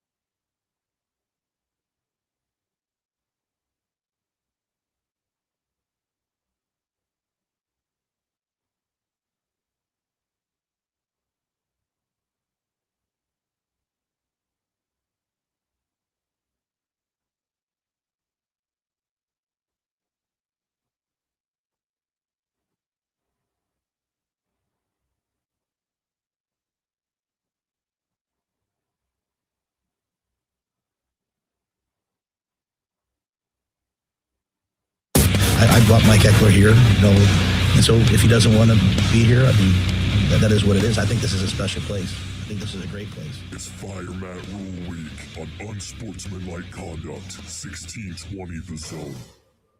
We should just explain to all the humanoids out there, it's really describing Matt Rhule as he is fire. Fire Matt Rhule Week. Oh, I hadn't thought of it Fire that way. Matt Rhule. Yeah. Week. He's fire. Fire. You just called him weak? It's clock management is. You know what, Josh? Oh, congratulations to Fort Calhoun. Yeah, I played baseball at Fort Calhoun as a kid. Are they going to review it? But They will review it. No, the problem is the score bug didn't change right away. I mean, What do you mean? Well, I couldn't tell what was going on because the score bug hadn't changed. Lincoln Christian was still ahead. But Fort Calhoun made a game-winning shot. Well, they did. I didn't see that part. I just saw the aftermath. Oh my God! What? Show that again. Was that an accidental tip up? No, that was a pass in, and she. Oh, but I couldn't. From the camera angle, it looked like the ball was just like deflected in the air off the tip. No, she shot it up. They need to show it again. Good job by her. Fort Calhoun over Lincoln Christian. Wow, good for them. 57-56, and now tears on both sides. Tears of joy on one side, tears of sorrow on the other. What round is this? What is today? Well, Thursday. see, I don't. I quarters. used to know This these. is probably the quarters, right? Probably, but semis tomorrow, finals on Saturday. But now that they've concentrated everything to Saturday. 2 locations, they've extended the tournament an extra day, and so I don't know the schedule anymore. I just know that they play the finals on Saturday. Do they still do the silly third place games? I have no idea. Wait, they do that still? Oh yeah, they introduced that when I was still doing the tournament. Oh wow, I thought that's been gone for a while. And we had to report on it. We had to tell people, hey, by the way, Lincoln Southeast, who's really excited to be here, That's stupid. is beating Grand Island in the third place game. You know, maybe it's similar to McMaster's take where you're happy if you win the bronze and not the silver. I guess so. I mean, I want to see this again. Poniers. Oh, instead we cut to a commercial. Well, congrats to Fort Calhoun. The nuclear power plant. Let's go, Fort Calhoun. Defeats God. Let's go. That is going to be a sad drive past 84 down on 84th Street because I drive right past Lincoln Christian School on the way home. That is going to be a sad drive. A lot of sadness. A lot of sadness. No sadness tomorrow on a One Beer Friday because we're going to be live at the Tea Box. Nice. We're going to have a great time. They don't sell furniture. No. They have furniture. But this is it's not just a place to go play indoor golf. It's actually a place to help get better at golf using the latest technology. Yeah, the TrackMan technology. Yeah. I was talking to one of our salespeople about this and all the different cameras that they have to figure out exactly what's going on with your swing. I can't wait to see how bad my swing They have is. exercise equipment there too. Yeah. Specifically. Oh yeah, I mean golf. This is basically like a golf workout place. Mm-hmm. Except you're playing golf, so it's not like you're training in golf. You are training in golf. Mm-hmm. But they use the TrackMan technology. They can really analyze your swing. You can find out what clubs work for you and what don't. I'm going to talk to them and see if they want to integrate some discount stuff in there because there's a market for it. I'm looking forward to our visit tomorrow at the Tee Box. They're just off Dodge on 114th Street. Stop by, say hi. It's by the brand new Funny Bone. It's literally right next to the Funny Bone. Stop by, say hi. By the way, we'll be there tomorrow. 62 Fritz points out third place for C1, C2, D1, and D2, which L3 Oomstick writes. It's Boomstick, Josh. Well, I called it L3 Oomstick. Probably because the schools have the hotel rooms booked anyway, because they're driving from the boomsticks. You know how that. Yes, that's always been used as the excuse. It's actually just an excuse to make more money. Hey, we can milk more money out of these people from Western Nebraska to stay here to watch their girls or boys play in a meaningless game. I know we have Robin coming up. Were we going to do seating here, or are we going to do that with Robin? Because Sonny did want to know if Nebraska beats Iowa, are they guaranteed at least a 2 or a 3? Well, they are for sure I believe, they are guaranteed at least a 2 or a 3. Well, would you like to know? Yeah, there you go. Thank you, John. Thanks again to Mr. M.J. Hackman. According to these odds, And this is not. This is also factoring in tonight's games because remember Iowa and Michigan play tonight, and Rutgers and Michigan State play tonight. Yeah. Nebraska has a 70% chance of defeating Iowa. I believe Hackman uses Bart. Okay. Or uses Ken Plum. But you'll notice if 70% chance, and then they have a 58% chance at a 2 seed, but they have a 12% chance at a 3 seed. So that's where it is. You win that game, you're a 2 or a 3. And then you lose that game and you are a 4 or a 5. With 5 actually being the second best odds on this entire list. Yeah, 58% chance of being the 2 seed, 12% chance of being the 3 seed, 5% chance of being the 4 seed, 25% chance of being the 5 seed, and thus only getting a double bye. Sindelar says if Nebraska ends up a 5 seed, I think they should just skip the NCAA tournament. Oh, wow. What do you think about that idea, John? I bet you love that idea. Well, you know what? If the Big 12 wants its stupid way with the college football playoff and get those 4 auto bids, Big 12? I think that you know what? What's good for the goose, good for the gander. If you Interesting. if you can't finish in the top 4 and can't get in the college football playoff, you can't go to the NCAA tournament. Wow, interesting. That should be the Petiti tax. No, that is not what's going to happen. Of course. By the way, I have an angle from the replay of the game that we just saw. If you want to see what happened here, so watch, she throws it in. And then she shot it. Oh, wow. Yeah, it was a nice very play. well executed. Yeah, really nice. Got her in mid-jump. Good job by you, Fort Calhoun. It's just at the camera angle, it was coming out of it was all like the Sea of Hands play, the old Sea of Hands play, the Raiders Dolphins game. And where it just all of a sudden the ball just shows up. It's like, whoa, where'd that come from? Doug and Ido, right? Has the Admin at 1620 heard from the Admin at GBR about Fire Matt Rhule week? Why would we Matt Rhule. when all we're doing is describing how fire Matt Rhule is? Because the weather is great. Fire. Matt Rhule. Nice. Wow, John, it's like a nickname. It's like a nickname. It's like Mr. Matt Wonderful, Rhule. Paul Orndorff. So you're going to start calling it Fire? Yes, I think all so. season long, it's Fire Rhule. Fire Matt Rhule. Well, it's his nickname. His nickname is Fire. It's Fire Rhule. Fire Matt. And then Fire Rhule had that bad timeout. Let's just make sure we pause after Fire Rhule. Bad coaching hires. I like this, John. This could be great. This could be great. Yeah. You know what else could be great? Robin Washut. Oh, yeah. Next on 1620 The Zone.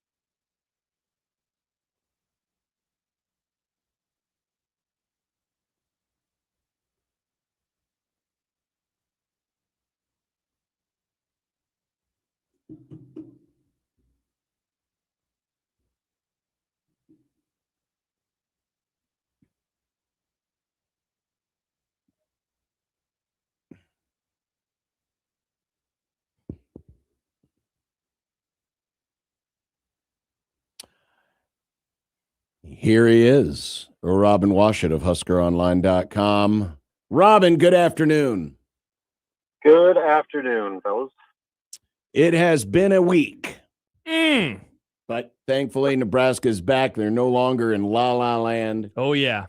Time to get back home, get right, and get Iowa for a revenge game on Sunday. Will there be any, it won't be a no-sit type game. Do you think there might be a gimmick? And I'm using gimmick in a good sense, Josh. Oh, interesting. Usually it's a negative no, connotation. it's not. But they're going to have anything special planned for the Hawkeyes to try to end this nasty mojo that they have over Nebraska? I don't think anything out of the norm. I mean, obviously the senior day stuff will kind of take the spotlight with the guys that'll be playing their last home game at PBA, and with all the incentive around this particular matchup, with the rivalry, with what happened in Iowa City, with what this means for Nebraska's postseason positioning. I don't think you need to do any quote unquote gimmicks. I think the motivation is all right there laid out in front of you. And if you can't get up for this game, then you probably shouldn't be playing. You know what they should do? What? They should take away all the cell phones from the Iowa fans. Excellent idea. No phone Sunday. Yeah. Watch the game like it's 1986. Yeah, how about that? I'm sure that would go over real well with you. Yeah. Instead, all the Iowa fans would just go try to rip the payphones off the wall. Yeah, nice game, buddy. Whoa. Robin, I described it this way on, Wednesday, because it was a Tuesday night game. Every other loss this year had, like, redeeming qualities about it. You know, like, even the Purdue game, they had a comeback in the second half to make it interesting, force overtime. Even the Iowa game, they took the lead late in the second half. And so it's not like either of those were just a total failure. This game against UCLA, no redeeming qualities. What surprised you most about it in that, once UCLA was up 5-0 or so, like that was as close as it got for the next 40 minutes? Yeah, I mean, just the fact that it was so lopsided and that Nebraska really didn't have any answers for anything. That was kind of the theme when in their previous 4 losses is, you know, even though they fell short, they at least, you know, were able to make some adjustments, get things going to the point where the games were still, for the most part, relatively competitive or extremely competitive. This one was anything but, and Nebraska just got beat in every single phase of the game. And I guess you can certainly come up with reasons why that happened. You know, it being the end of a long road trip, it being at Pauley Pavilion where UCLA is, outside of a double overtime loss to Indiana, has beaten everybody that's played there. And then UCLA playing arguably its best game of the season while Nebraska played its worst game of the season. So, I mean, it was kind of a barrage of things that came together all at the wrong time for Nebraska. And now I think the real test is, you know, they've prided themselves all year on being able to handle adversity, and taking, you know, the highest of highs and lowest of lows and maintaining the same kind of even keel approach. Well, this is the first time that they've really had to come back and lick their wounds from a true blowout loss. And, you know, this is another first, albeit all the way into March, that we'll see how this team responds to that.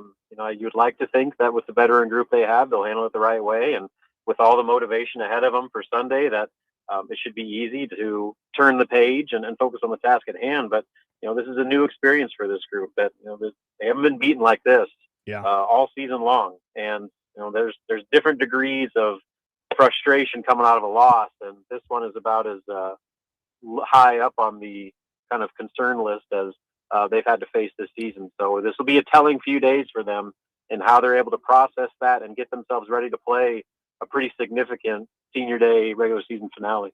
There weren't signs that a game like this was coming. I ask that in the sense that a couple weeks ago when UConn lost to Creighton, one of the things that Dan Hurley said was, well, we've been kind of flirting with something like this happening, and it did.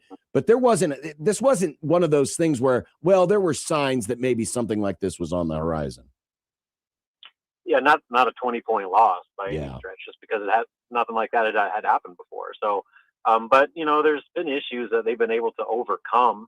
You got some guys that have been struggling, and it was kind of one of those games where really no one was able to bring it. The UCLA, like everyone else, made Price Stanford a priority on defense and roughed them up like most teams do. And so the problem was Nebraska never had anybody else step up, like Sam Hoiberg and Cale Jacobson, like kind of did their roles, but Nebraska needed more than that. They needed Rink to come up with a big game, or Braden Frager, or Jamarcus Lawrence. And Rink played okay, but Frager and Lawrence had two of their worst games of the season, and you just can't have that in that game against that team in that venue.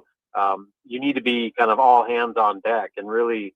When they took Price Stanford away, there was nobody there to answer the call for Nebraska. So like, that's kind of the thing where like all these like kind of instances of, things that made you kind of raise an eyebrow about Nebraska over the last few weeks kind of all came to a head at the same time, where, all the issues that have given them problems over the course of the year converged into one single performance for the first time. And for the first time, they didn't have any answers for it.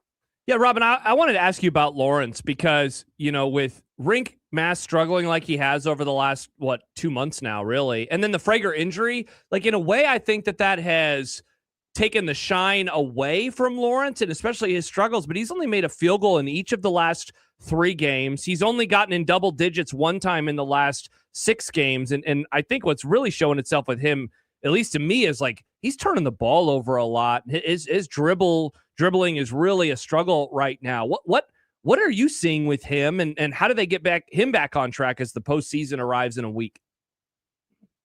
Yeah, I think a lot of the conversations you have about how teams have figured out the best way to stop Price Stanford is to rough him up and be physical and make him have to kind of battle through contact.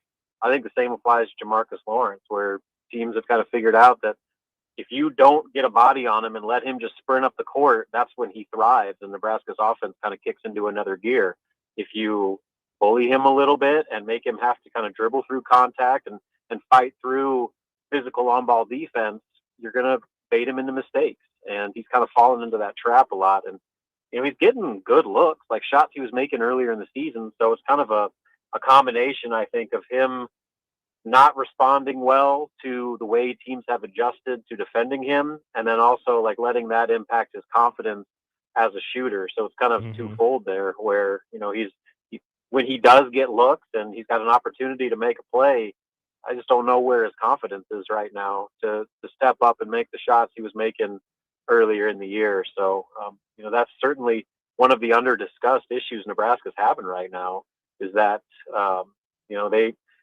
they need games where, you're not just relying on 1 or 2 guys. Like when you have 4 or 5 guys all making positive impacts, and when one of your key starters is struggling the way Jamarcus is, paired with teams prioritizing Price Stanford, paired with Rink not scoring the ball the way that you hope he'd be scoring, and then, the kind of the freshman inconsistencies you're getting with Braden Frager, like that's, I think, a big part of some of the issues that Nebraska's had recently, and especially in that UCLA game where, they needed everybody to show up. And, when you get those types of performances from that next tier, so to speak, of players beyond Rink and Price, that's when Nebraska finds itself in real trouble. Yeah.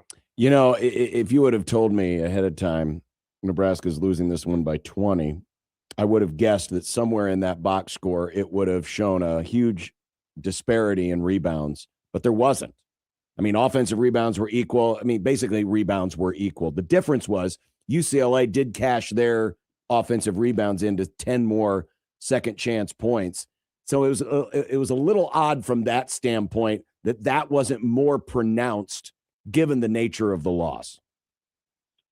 Yeah, that's kind of been the theme, but that's the other part of it too, is like, even when Nebraska like at least holds its own on the defensive glass, like every second opportunity they get, that just makes it even harder for their defense, especially when the offense is struggling the way that they were at UCLA. Like there was just such little margin for error for them defensively that when they gave those second chance opportunities, it really cost them. And so like that was a big part of it. The success rate that UCLA, which has one of the most efficient offenses in the country. So like that's, you give a team like that so many chances, they're going to burn you. But then like so you pair that with UCLA maximizing its possessions, and then Nebraska doing as poor of a job as they have all season of maximizing their possessions by missing all the 3-pointers they missed, missing the layups that they missed, the free throws. They missed half their free throws in that game. So like all those things kind of, again, like it's not just one or two reasons why Nebraska lost. Like everything that Nebraska needed to do to win that game, they not only didn't do, but they severely struggled, like as much as they had all year. So that, again, if you hope that they're able to just kind of burn the tape on that one and just kind of chalk it up to a really bad night. But just for them to fix those things, they've got to be a lot better in a lot of different areas, just because they didn't really play their A game in any sense that night. So, Robin, it's been 2.5 weeks since the first matchup with Iowa. Nebraska lost that one, of course, by 5. They seemed very much taken aback early on, and I guess throughout the whole game, by how Iowa was playing them, how they were defending them. That shouldn't be a shock to the system this time. Like, what are you looking for early on in particular as a maybe portender of whatever is next in this game, let's say in the first 5 minutes or so? Yeah, I mean, it starts with, how Nebraska is able to counter. I guarantee Iowa's going to try to do the same thing defensively, where, they're going to have Bennett Sturts running possession for possession with Price Stanford. I thought it was interesting. I think it was Nick Baugh mentioned that, Bennett Sturts ran 5.9 miles in that game defending Price Stanford and just running around with him throughout the entire game. So, like, can Nebraska find other ways, one, to get Stanford some better looks, but two, like, go back to the conversation, can other guys step up so that Iowa can't devote all of its attention to one guy? Like, can you finally get that 20, 25 point game from that somebody else, but not named Price Stanford? So that's going to be something you want to watch early. Is I guarantee you Iowa's going to challenge them to the same way they did in Iowa City. How does Nebraska respond to that? And the other part of it is, the defensive rebounding. They gave up so many offensive rebounds to Iowa. And so Iowa was not only burning 30 seconds off the shot clock on their initial possession, they were getting offensive boards, burning another 15 to 20 on top of that, and then converting with second chance points. Like that game played so much into Ben McCollum's plan, ideal formula for how to beat Nebraska. The Huskers cannot afford to do that again. They've got to make Iowa adjust to them. And so it starts with making shots and adjusting offensively to where you're having Iowa, you're putting the pressure on them to have to go basket for basket with you, and then also not giving Iowa multiple opportunities per possession to chew up the clock, shorten the game, and dictate the pace. How are they injury wise? I mean, wear and tear of the season. How do you think everything's going to shape up? I mean, obviously this is the last regular season game. Then you'll have a few days off. How much of those days off going to really matter now heading into the real business time? Yeah, I mean, it's March, so everybody's kind of dealing with wear and tear right now. I guess the good news is that for the most part, they've held up pretty well. But their depth is what it is right now. I mean, they're a 7, maybe 8-man rotation that you just kind of hope is able to gut it out, especially, as you mentioned, when you head into next week and all of a sudden you don't get 2 or 3 days between games. Like, how is Rink going to hold up if they have to play 3 games in 3 days? Like, that's something that would be brand new to them this year. And, they would probably bring up some questions just about kind of where that knee is right now, because you've seen some regression in him a little bit, I think, just with his explosiveness. And I think it's a safe assumption that probably the knee has something to do with that. And so, like, he's one guy that you're watching, but then, there's guys like Price and Sam Hoiberg that just have a lot of miles on those legs right now. And you hope that they're able to bounce back from their worst performance of the year to show that maybe fatigue is not becoming a factor at the worst possible time. But it wouldn't surprise me if, they're battling that. I will say that Nebraska does take a lot of pride in their recovery process and the amount of attention they put towards, making guys do ice baths and doing all the things to keep their legs as fresh as possible. But the reality is that when you only roll with 7 to 8 guys, that's going to take a toll no matter what you do. So that's going to be the challenge going forward now, is how they're able to recover and stay fresh when time and opportunity to do those things become shorter than ever. Robin Washut, HuskerOnline.com. All right, Robin. Well, enjoy a Saturday off.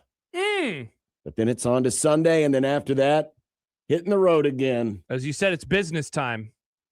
It is business Not time. really a Saturday off. We got football interviews, and then we got senior day basketball interviews, so they're going to make me work all day on Saturday. Oh, okay. Plus, you might have to pick up some baseball coverage along the way, too, Robin. You never know these days. Might as well. Let's just do it all. All right, perfect. All right. Let Sean know. Well, enjoy the rest of today off. Me too. All right. Bye, Robin. See you, Robin. Robin See you guys. Washut of HuskerOnline.com. Oh, yeah. There's still spring football going on. There is, and it won't end for a few more weeks. But we What? have some spring football for you. We do? His name is Calandria. He is. I think that's what I'm going to call him. I'm just going to call him Calandria. Okay, that works. Some people call him Int. I don't like it. Calandria. Tree It's a people? cool name. He wants to go by It's Ant. a unique name, Calandria. We don't call him Tone anymore because we heard that that's not right. Well, yeah, we saved Tone for the idiot who runs a Big Ten. Patiti. Also, we have Ari Wasserman. Still We to do have come. Ari Wasserman We coming have up. I Don't Care. We have I Don't Care coming And up. I think you're going to love my I Don't Care. John, I think that you are going to take my I Don't Care and say, wow, can I marry it? I think Whoa. you're going to love He's my already I married. Don't Care, but you're not going to like that I don't care about it. Okay. Who serves up the best bite in town? It's time to settle it in Omaha Food Fight 2 Electric Boogaloo. Let's go, baby. This is the second one, right? We did it last year. Yeah. We're calling on you The people. to nominate your favorite spot, because the restaurants with the most nominations will battle out in the official Omaha Food Fight bracket presented by Union Bank and Trust. Nominations are open now through Mach 12. Damn, we're going fast. I believe that's supposed to be March. March, John. March 12. Then the a week from bracket today. drops. Voting begins Sunday, March 15th. Not Mach 15th?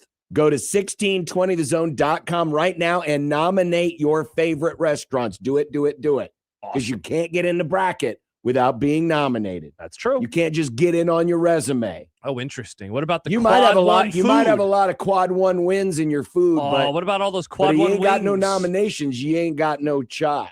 That's what they say. Omaha Food Fight presented by Union Bank and Trust. 1620thezone.com.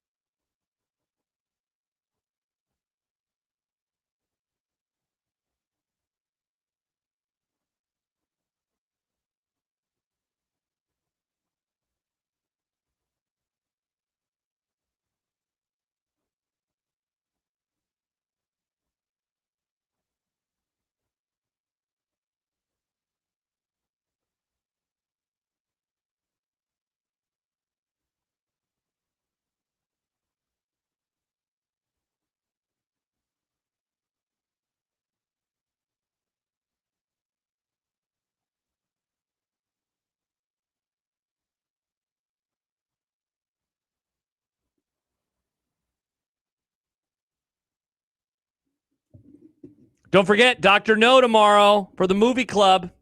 It's Dr. on No. Netflix, as are all of the James Bond movies. James Bond movies. The opposite of Dr. Yes. That's true, Nick. No, That's it'd true. be Nurse Yes. Get it? Nurse. Nurse It's Yes. got to be your Nurse fault. Yes, I believe was Is a another nurse the- was another film. It definitely was. Is a nurse the opposite of a doctor? Well, I mean, opposite. I guess it's not Doctor- really an Instead opposite. of doctor, wouldn't it be a murderer? Doctor saves, murderers murder. Well, but what about Dr. Kevorkian? I have not. He was a murder doctor. Or like a good those question. Nazi doctors that were also murderers. Over. Pedro texted into the show. Hitler. Hi guys, talking about the Omaha food fight, which starts on Mach 12. Mach 12. Pedro says, "Hi guys, does the Sam's Club hot dogs and salted pretzels count as a favorite restaurant?" I believe it's only local places, no Oh chains. man, I can't nominate Costco Pizza. Costco Pizza does count as a chain. Oh, I do love that pizza. That would be a chain. All right, perfect. That Go would be a nominate chain. at 1620thezone.com. I mean, not to brag, and certainly I've been one. Brag. I have been one that's been accused of doing a lot of conference cheering, but now I'm going to do division cheering. Did you see this stat? Division cheering. You are sicko. The last 15 Ugh. years, the division with the best win percentage points and conference titles is the NFC West. NFC West. Congrats, NFC John. West. Go Seahawks, says John Bishop. Thanks for winning the Super Bowl.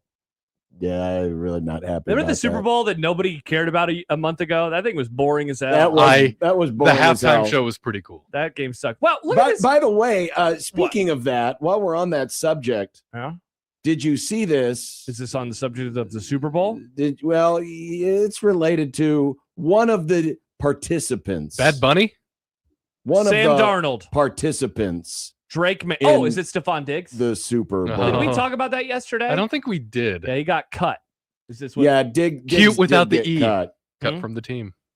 Cute without the E. That is what indeed he got, Nick. Indeed it was. I did a Taking Back Sunday. Nice, Nick. But the Patriots. What are you looking for here, John? thought Do you I need had- help from the people who know how to work the internet? The link was missing. But The missing link? Is that a Lord of the Rings reference? so That's a an Boston evolution restaurant got in trouble with the state licensing board Boston Market?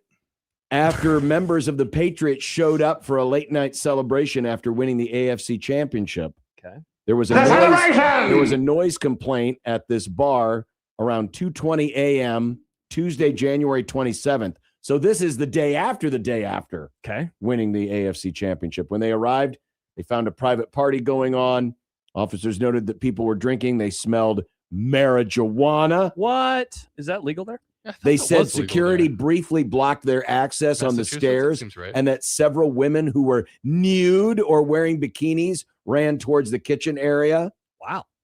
So where's this story going? You're allowed to smell like weed in Massachusetts. Yeah, that's allowed. It's legal there. They don't care. Yeah. Boston police issued a license premise inspection notice for after-hours liquor sales, unauthorized entertainment, and indoor smoking. Man, I was they gonna hit the make holy grail. After hours, As the sports schedule allows. unauthorized entertainment, and indoor smoking. And boobs. That is the boobs. hat trick and twins. of bar violations. It really is. I like the idea. And it's all of- the Patriots' fault. Was it Unreal. unlicensed entertainment? What entertainment? Unauthorized. Unauthorized entertainment. I like the idea of that. It's like, because I imagine you're just playing with a toy car or something, and a cop is like, hey, you can't do that. Unauthorized. Unauthorized. So what was the so this had nothing to do with Stephon Diggs. I thought you were about to tell us Well, about I don't know if Diggs. Diggs he might have been I don't know involved. if Diggs was there or not, but it Probably was was. definitely members of the New England Patriots. Remember when he was on that boat with the pink powder? What was And we were all like, what is that drug? With Cardi Allegedly B? with Cardi B. Do you remember that? Mm. Didn't he get her pregnant? Yeah. Yeah, I think so. Congrats on the sex. Very And cool. now he's out of a job. And now he doesn't How have about- a how about- job. So the Oh, owner of the keep bar Jeez. acknowledged that rules were broken and apologized, but described it as a difficult Fire situation that Rhule. involving entitled people. Whoa, that's one way to describe New England Patriots. Wow. Is that why they lost the game? They were too focused on partying? I feel like Well, that and they really weren't that good. is partying that hard after Especially winning going the against the AFC Sup- championship worth it? No, seriously, you got one more game to go. Right. Like, just Wait, keep it in. One more game. Keep it in your party pants until you win the Super Bowl. Yeah, come on. What are we doing here? Well, it did snow a lot there. Maybe they had nothing else to do. That's true. It did snow. So how did they even go out? There was so much snow on the ground. Well, maybe that was part of the unauthorized entertainment. Unauthorized. Yeah, you can't do that. Can't do that. By the way, Sam tweets in about the movie club tomorrow. I hope there's no severe weather that preempts movie club tomorrow. Sam, you jerk.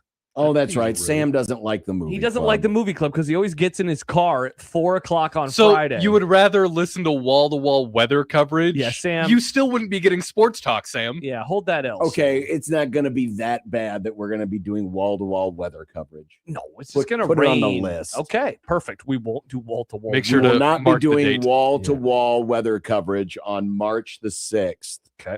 From the tee box. From the tee box. Okay. God, that would suck. A remote where we're doing wall-to-wall weather coverage. And it's not going to impact us at the tee box because at the tee box you're indoors. Remember that outdoor remote we had a few years ago where it started dumping in the last 10 minutes of the show? Yeah, because Triggered. at that remote they forced us to be outside Triggered. with the sun beating down upon us. After that or something? John, you got sunscreen. Don't be mad. Mm.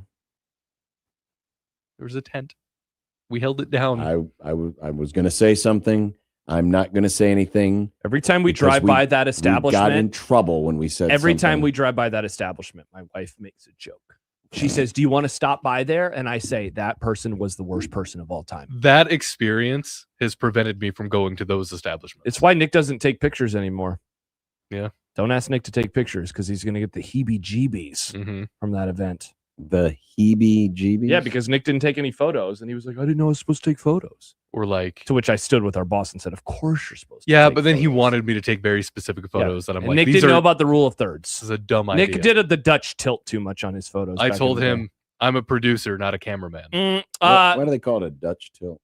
Because they do it in Denmark all the time. Isn't it because of the windmills from Dutch? Tilted windmills? I think that's what it is. Oh. Michael Severe texts into the show.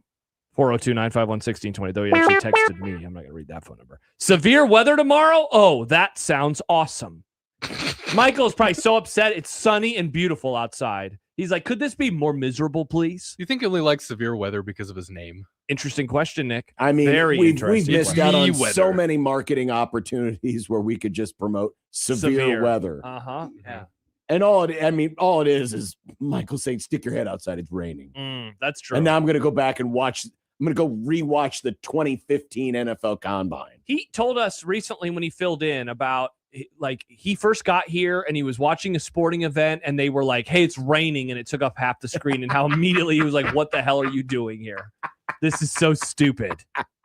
So I did take pictures. I just didn't take the pictures he It has wanted. gotten pretty ridiculous. I'm not going to lie. Thank God for streaming services where I can just flip on over to that and watch it on like an app or something. Instead. Yeah, but you know what one of the problems Paramount is? Plus doesn't do that, though. Exactly. Paramount so Plus upsetting. re-airs the over-the-air Local. stream of the local television station. So if Channel 3 here in Omaha or Channel 10 in Lincoln is in the middle of constant weather crawl, you can't escape it on Paramount Plus. Correct, which I is hope really that's dumb. something that they fix after they take over the whole Netflix thing, or Netflix is taking over. No, Netflix isn't involved anymore. Oh, yeah. Paramount Plus is getting HBO. Oh, HBO, yeah. Yeah. Oh, great, Yeah. great. I'm gonna be trying to watch a Sopranos? rerun of Sopranos or Curb, and all of a It's sudden, raining. oh look, there's a tornado watch in North Dakota, and because our signal barely reaches there, we gotta put the stupid thing on the screen. Just stop with this nonsense. These TV stations are getting too damn big. You got your coverage area, and that's it.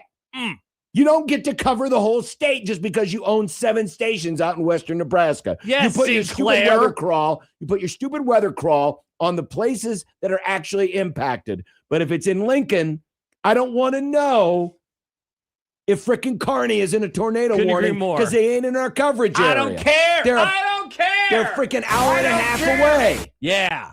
Tell me when the storm's in my backyard. Yeah. And you'll see it if it is, because you look out the window. I mean, come on, people. God, I couldn't agree with you more, John. We got the technology. We've got the power. We've got the ability. Let's just do it right. Yeah. Good takes. All of these takes are good. Just do it right. All of these takes are good. And listen, I'm one Oh, there's more. that defends our weather people when there is severe weather in our immediate vicinity. What do you mean, Mr. Green Jean? I defend them. I defend their ability to come on and tell people when they're saving lives, when it's in their actual coverage area, not 7 hours away. Hey, you know what? But because Ogallala, it's raining today. I don't care. But because this TV station's owned by the same group of stations, oh no, we've got to put it on all our stations because we're too lazy to operate separate channels, master controls. Yeah. That's what's happening with the media these days, though, John. It's all one big pile of soup. There was one media soup. There was the local Fox station one time. Our great local Fox station that has many people in that building. Not this one, the one in Lincoln, because they're run by the folks out in Kearney and Grand Island. We got a random UNK game. I'm trying to remember. There was some really good I think it was, Big 12 I remember football this. game. I remember when this happened. I think it was And in 2014. I was so pissed. I think it was like Oklahoma and TCU. Yeah, it was Oklahoma TCU. I remember I'm like, this. I wanted to see this game, but I couldn't see this game because you got to watch UNK. Because I got to watch UNK against Wayne State. I remember that. That was nothing against UNK and Wayne State, but I don't care. That Oklahoma TCU game. Now I'm going to pull up the rankings. That was a huge. It was a huge game. Should I have just played the I don't care open here? No, we got to talk to Ari in a couple minutes. Yeah, Ari's coming up. TCU was ranked 25th. Yeah. Oklahoma was ranked 4th. Yeah. TCU beat them. Yeah. On their way towards a 12-1 season. I was so triggered. Yeah, that was deeply upsetting. It's wild. Good take by you, Jim. I was so triggered. I care. Sounds like you're still triggered. You know what, Nick? Maybe we are. Maybe we are. Wow. The quarter hour of hate. Yep. There you go. Yeah, people are always saying bring back the hour of hate. Well, we just did. Wow. 402 text in. Old man literally yells at clouds. No, we're yelling at the media. The lame stream Sinclair run media and all their weather coverage. Yeah. 8 counties away. Again, if it's in your actual coverage area, I'm fine. But when it's half a state away and you don't cover them, that ain't good. That's not right. And then you're polluting the bottom of the screen with the whole crawl and everything. And it's just like, yeah. So all that to say, screw you, Michael. You're going to get it tomorrow. Yeah. See what you did, Michael. See what you did. But you know what, John? I got a way to cheer you up. Coming up next, we're going to talk college football. But the season's over. But we're going to talk about the 2014 college football play. Oh, no, we're not. I was planning on asking Ari about it. The 24. When did this happen? Well, I guess we have to ask Ari. Fire Matt Rhule. We're blaming Rhule for the 2014 CFP. I bet he wants it. That's the only chance they'd have of making it. Bang! Thank you, Nick. Ari Wasserman of on3.com will join us next on 1620 The Zone.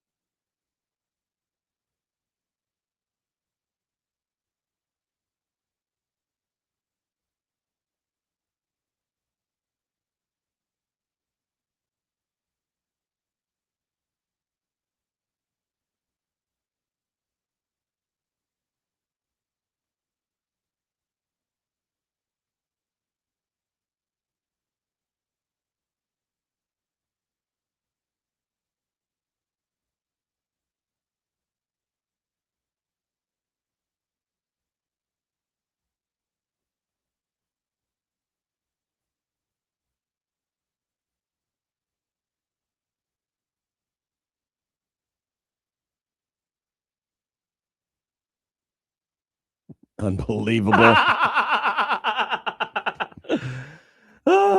Again, that's his new nickname. Yes. His nickname is Fire. As in he is Matt fire. Rhule. Yeah. Fire. Fire. Matt Rhule. Fire Matt Rhule. I love that we have to explain the joke again. Yep, exactly. That's As we how it bring works. on a guest who, all he has to do is type a few words on his very popular website that covers college football. And, hey, look, they're talking about firing Matt Rhule in Nebraska. I don't need this headache in my life, Ari Wasserman. So please, whatever you may have heard while you were on hold, just ignore it. Yeah, I don't know what you guys are talking about. I hope I'm not public enemy number one in the state of Nebraska. Hopefully somebody else said something that pissed everybody off. That, remember. It's okay. Yeah, Ari, we were talking about it earlier. John said, what did Ari say that made everybody here so mad? And correct me if I'm wrong, but wasn't it that you were like, Dylan Raiola is a solid quarterback, and that made everybody really pissed off? Oh, man, I'm trying to remember what it was. It was a year ago. Yeah.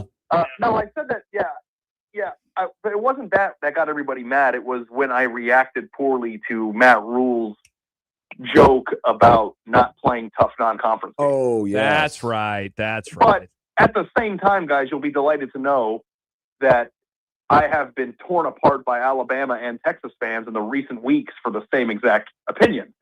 So you'll find that my opinion wasn't because it involved Nebraska. My opinion is a resentment towards anybody or any entity that is against giving us better games. So, we'll see how that plays out. I think we're going to be getting into a CFP conversation here in a second. Yes, we are. And those two things kind of go hand in hand, but I cannot stand the notion that you are harmed by playing quality opponents because it's a fake talking point. The committee has always, since the beginning of the process 12 years ago, rewarded teams with tough schedules and quality wins. And I think that you're only harming your team if you choose to play a weak schedule. And I cannot wait to see the teams that are canceling these get left out at 10-2 because they don't have a good enough resume. It's going to be great. And it's interesting, Ari, because and I realize they are different sports in terms of how they make up their schedule, and it's all based on a formula. We literally just watched an NFL season where a team made the Super Bowl playing one of the easiest schedules that any team that has ever made the Super Bowl has played, and then go out and get destroyed in that same Super Bowl. And people are thinking, oh, no, we just need easy access. That's all. We just need easy. No, it doesn't work always that way. No, this is my favorite word, and the word that people in Omaha and beyond can't stand, but it is a soft thought process. And I really do think that your team is better off playing tough games. And the thing that I cannot stand the most, and maybe, part of this is clouded by, a large portion of my career covering Ohio State and a program that anticipates and expects to compete for a national championship on an annual basis. It's that we are so concerned about who gets into the playoff, but if you're too afraid or not good enough to win your non-conference game, then why the hell are you even worried about the national championship? Mm-hmm. The national championship is reserved for the best team in college football, a team that will beat anybody, any given day, any given place. And even teams that have lost close games that are very good, that learned from them and were exposed. I think you could even make the case, guys, that Ohio State ended up losing in the national or in the CFP and in the Big Ten championship game because their schedule stunk. They weren't exposed early enough on for their weaknesses. And then once it was found out what their weakness was, it was too late to adjust to those things. So, I think that it's only a good thing. And it was from a very complimentary place because I thought that Nebraska was headed in the right direction, and I would have liked to see them play, bigger time opponents. And I don't need to hear about the relaxation of the entry to get into the CFP or the expansion of it, which is a nice segue for you guys to get to what we want to talk about. Yeah, I wanted to ask you about that, Ari, because you had a column today titled "College Football Lucked Its Way into a Highly Functional 12-Team Playoff. Why Mess That Up?" My first question coming off of reading that was this, and I've been wondering it for a few weeks now. Is the 24 CFP as inevitable as it seems, or is there still a likelihood that we could maybe luck ourselves into a 12-teamer sticking around for a lot longer than maybe some of us are anticipating? Yeah, I think it's possible that it sticks around for a few more years, but it is inevitable that we will eventually reach that. And you guys know how the sport works. What makes more money? Yeah. 12 or 24. Yeah. More games. And I think that we are also at a point too where colleges are trying to amass as much money as humanly possible because the entire financial basis of the sport has shifted. You are compensating people that were uncompensated in the past. The price tag to compensate those people is quite a lot of money, and the revenue sharing is happening. I think that these commissioners have, made a decision and a thought process that they need to expand their revenue growth or expand their revenue in order to compensate these people properly. And we're eventually going to get to that place. Now, here's the thing that I have the hardest time with, because you, me, everybody listening, we're consumers of the sport. Okay. So while I understand the reason the conversation is happening, and I understand why the power brokers of the sport want to expand it, that doesn't mean that from a viewership standpoint that I should want it. So whenever I write a column, I'm trying to write it from the viewer's perspective. Mm-hmm. Like whether or not what I think should be the case is actually the case, it makes the most money is irrelevant. I don't give a crap how much money the Big Ten and the SEC make. I don't care how much these people are getting greased by television executives. What I do care about is that the sport that we watch and the games that we watch on a weekly basis, on a daily basis, are functional, make a lot of sense, and work in a system that, keeps it entertaining both in the regular season and the postseason. And we got lucky. When they removed it from 4 to 12, it made zero sense because during that era, you really only had, the 4-team era I'm talking about, 5 or 6 teams in a given year that were truly capable of winning the national championship. And they introduced 5 years ago, before the sport flattened out from a talent perspective and more teams were able to win it. So we got lucky in that the greed actually lined up with the fact that there were 15 or 12 teams last year that could have won it. We had a really exciting, compelling playoff. And the first thing I got to hear about in the offseason after we had an awesome year is that we want to move it now and have another disproportionate playoff field size in comparison to how many teams are actually good enough to win the thing. And I just don't think it's good for the sport. I think if we ever get to a point in time where there actually are 25 teams who could conceivably win the national championship in a given year, that I would be open to having that conversation if that happens. But why are we expanding the playoff or making wholesale changes about the future of how we crown the national champion when we are in the midst of an evolution that hasn't concluded yet? Why don't we take a few years, see how it goes, get a good tenor on how the sport operates, and then make those wholesale changes after? I don't understand the rush. And the only thing that can happen from rushing is getting into a dysfunctional system. And in all of sports, you never make the tournament smaller. When it gets to 24, the next talking point is going to be 36. And it's going to keep going and going and going. Why do we have to expand it by twice the size 2 years into this thing? And the last thing, not to rant, but I'm very passionate about this, I know, is that what was wrong with the sport last year? It was awesome. Everybody who was on board with 24 teams, like, what did you not enjoy about the game last year? You had a compelling, debate in the committee room between Miami and Notre Dame. You had a team that was left out that felt like it should have been in, but really the only team that was left out that probably could have won games in the tournament, which means that you're right on the right number. If the 13th team is the only team in the country that you feel like got snubbed or could have won games, that means that you're probably at a functional number. The playoff games were awesome. The best team in the country won the championship. The intrigue of the regular season remained. What are we doing? It makes no sense to me at all. So go get richer and go, line your pockets and do what you got to do from an administrative level. But from a consumer level, it sucks. And there's nothing that anybody can say to me to change my mind about that. Ari Wasserman joining us from On3. How much of a concern do you have that we're at least seeing some signs that folks are willing to sacrifice the regular season, or at least aren't buying the argument, oh, the regular season isn't going to be sacrificed. Look, we just tripled the size of the playoff and it didn't hurt. So what's another doubling going to do? Are you concerned that maybe they're going to erode some of the public sentiment and that's going to be the tipping point to get, more folks to come in on 24? I think that the reason why, here's what I try to do. I try to think, what would the 12-team playoff look like if it were played in 2019? Like the big 2019 LSU year. What would the 12-team playoff look like in 2020 when Bama was awesome? Or 2014 when Ohio State won it? All these years where you have these mega teams that were physically so deep and dominant that like playing against them was a futile thought process. Like it wouldn't have made sense back then. We had 5 conference champions back then. It wouldn't have made any sense. So now that you actually have a 10 seed who could have won the national championship, guys, Miami was the 10 seed and 40 yards away from winning the game. I think that people forget that is functional to me. And if you are one of these people who thinks that the regular season hasn't been hurt by it, you will have selective memory, because there are upsets that happen all the time that don't matter. Now, they're thrilling. People like watching football. People like seeing upsets. I'm not saying people will stop watching football, but from a stake standpoint, some of these regular season losses that have occurred that would have been death blows to teams in 2017 didn't matter at all. And I think that sucks. And frankly speaking, college football has been predicated on having the most thrilling regular season in the sport. If you move it to 24, you are now opening the door to the second class of the sport in a given year, which means that you're going to be considering a bunch of 9-3 and 8-4 teams, which are harder to differentiate from one another and completely water down the back half of the bracket.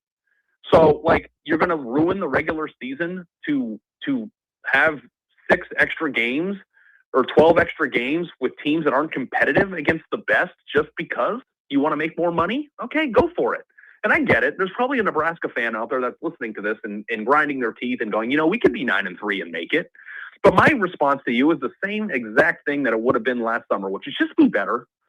Demand more, get better, be a team that actually earns it instead of getting in as the number 19 seed. That's not an accomplishment that you think that it is. Okay. So like, to me, the college football playoff is a mechanism for crowning the national champion. Go be good enough to actually win the national championship, and don't worry so much about how big the field is. Get better. Win your regular season games.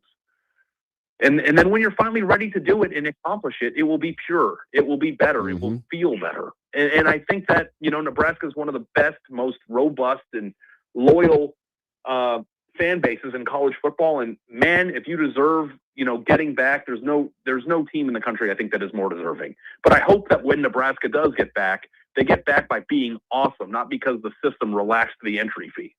Ari, speaking of Nebraska, it's been such an interesting offseason. John and I have patented it, the offseason of bad vibes around here as of late. It just seems like every piece of news or whatever comes out of Lincoln is kind of met with either a shoulder shrug or maybe rolling of eyes, and that goes back to the struggles in November onward. How are you viewing them, 2 months into the offseason with a so-so portal class, an intriguing quarterback who has turnover issues coming in, but not really any game changers, at least on the surface, coming in via the portal? Here's the actual truth. Coming into last year, during, ironically, the time where I made everybody angry, I was really high on them. In terms of what Matt Rhule was doing, you could buy into, this is the year 3 for him. Here we go. Let's go. This is a CSP contender. And then obviously the quarterback that defined the growth of the program, the 5-star kid that came in alongside that coach, not only got hurt, but then left. And then on top of that, he didn't really make any huge slam dunks. Now, Anthony Calandria is a pretty good player. And I know that, he hasn't protected the ball as well as he could, at times. But I don't know if the quarterback production, and it's funny because you people will recognize it now, but the quarterback drop off in terms of production isn't going to be that huge. And if I would have said that a year ago, there'd be pitchforks in my front yard. Now I'm getting cheered, but it's true. Dylan Rhule was good. I don't think he was ever great. And I just hope for Rhule's standpoint that they can win 9 games and start getting some players in there that can be big difference makers. And I don't see that in the portal class. You guys don't see it on your radio show. And I think that everyone's waiting for the next step. And I just don't know if it's going to be this year, which is why vibes are down. Mm-hmm. Ari Wasserman, always read his great stuff, and he's never shy on his opinions. No. On 3.com. Ari, we always appreciate it. I'm not always right, guys. But Neither I are will we. defend my opinion to the death. I promise you that. But thank you so much for having me on. You're welcome. Anytime you need me, just send me a text. Absolutely. Thanks, Ari. Good to have you. Bye, guys. Ari Wasserman of On3.com. Always love we chatting with agree him. with this guy on too many things. I know. I always love It's almost chatting with like him. he's sitting in our laps. I had a chance to talk to him on a pod last year, and one of the things that I told him then, and I'll say now, I love that he has that view through the Ohio State lens and how it caused him to have opinions, but also change. He was a staunch fine with four guy for years. This is going to be bad. You're going to water it down. And he very quickly was like, never mind. This has been great for the sport. Of course, some of that is NIL portal. It has very much flattened it. But that's what I like about him. He has an opinion, but he also will change it once he is given, evidence or whatever that things are different. Man, the 24 thing is it's very frustrating. Obviously, you and I don't want it. It very much seems like it's going to happen. It does seem inevitable. It does seem like it's going to happen, and I don't want to act like, I'll chain myself to the stadium to stop it from happening. The problem is it's happening too quickly. Exactly. It's happening far too quickly. We literally just tripled the size of the playoff. There's not another reason to double it that quickly. 2 years is not a sample size. And by the way, and for all the hand-wringing and all of the concerns and all the white papers out there about how college sports financial structure is broken, expanding the playoff is not going to fix your problems. It is not going to fix your problems. As much as you keep saying, it's a revenue problem, it's a revenue problem. No, it is a spending problem. You people have a spending problem. It ain't a revenue problem. You're making a lot of money. You just don't know how to spend it right. And nobody's around to stop you. So don't think Maybe you should chain yourself to something. Don't think by expanding this playoff, we're going to make trillions of dollars. Oh, by the way, the NFL has everyone right now running scared because they're saying, we don't think we're getting paid enough. Mm-hmm. And you got people at Fox. They're like, we need that, and that's it. Who are reconsidering some of their investments in the other sports that they do just to make sure they keep the NFL. Guess what? You, college football, are not, will not, and should not be the NFL. Think about the networks that have a piece of the NFL pie. And when I say networks, I mean CBS, NBC, Fox, and ABC. They all do, and the ones that don't have it want a part of it. And I would dare say they need it. Amazon, not so much. They don't need it. They make trillions of dollars elsewhere. Yeah. ABC, NBC, CBS, Fox, they need it. CBS can tell you a world without it and how terrible that was for their networks. NBC can tell you how terrible it was for their network. It was bad. Yeah, they need it. They don't need college. I need to not care. Yeah, you care way too much right now. Way too much. So now I need less to care about. Oh, it's good we have a segment about that. Oh, yeah, it is called I Don't Care. I don't care! On 1620 The Zone.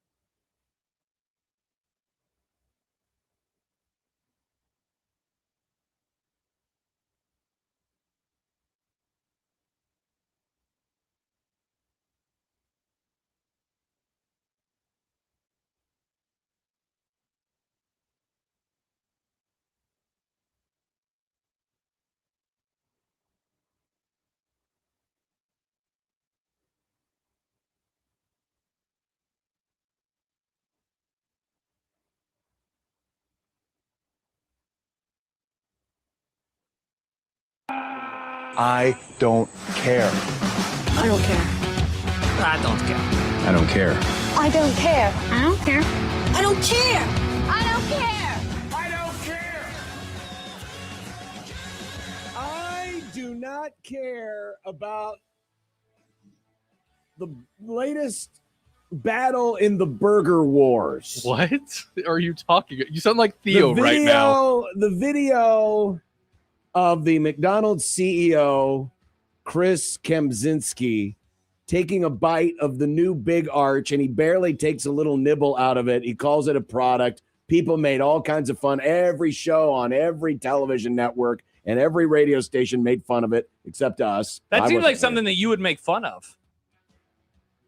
But now I haven't everyone's seen the doing their videos, counter videos. Burger King CEO did one showing him taking a big, he basically tried to swallow the damn Whopper whole to show how much he liked it. Nice. Even the A&W guy got involved. I don't care like because you know why? Why? All your burgers, yeah, there are better burgers than others, but they all taste good.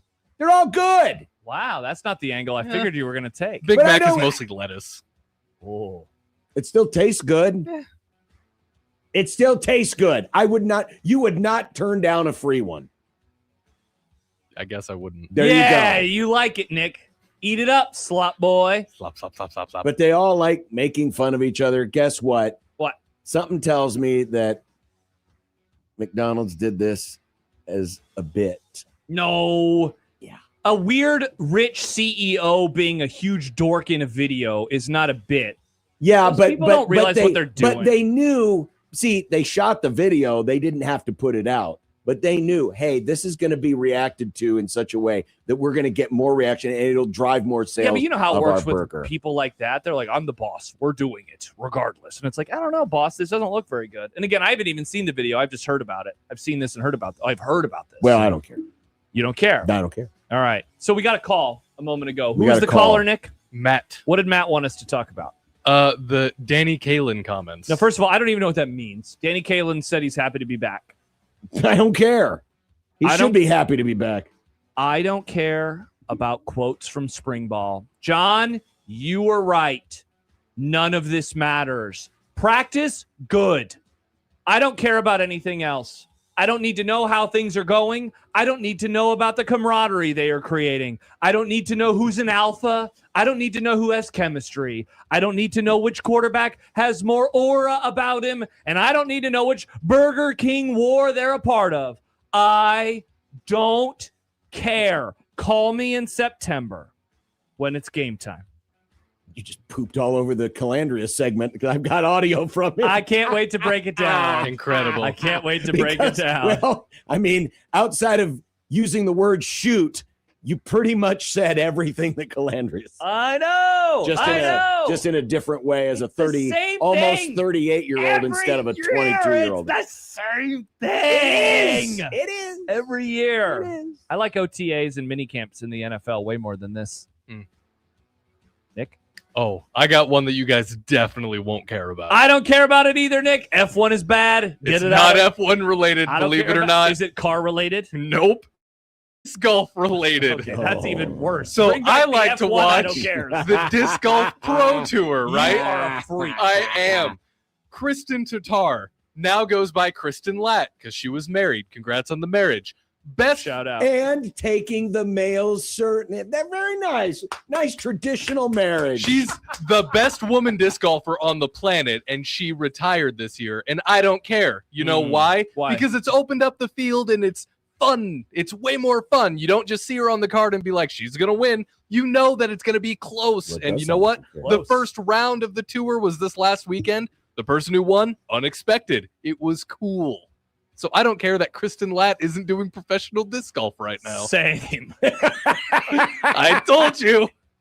Nick is the best at coming up with I don't care. we all agree. The rest of us don't care. We all agree. Do you have another one? Every time. I did earlier, and then I forgot it because I didn't write it down. Well, you got another one?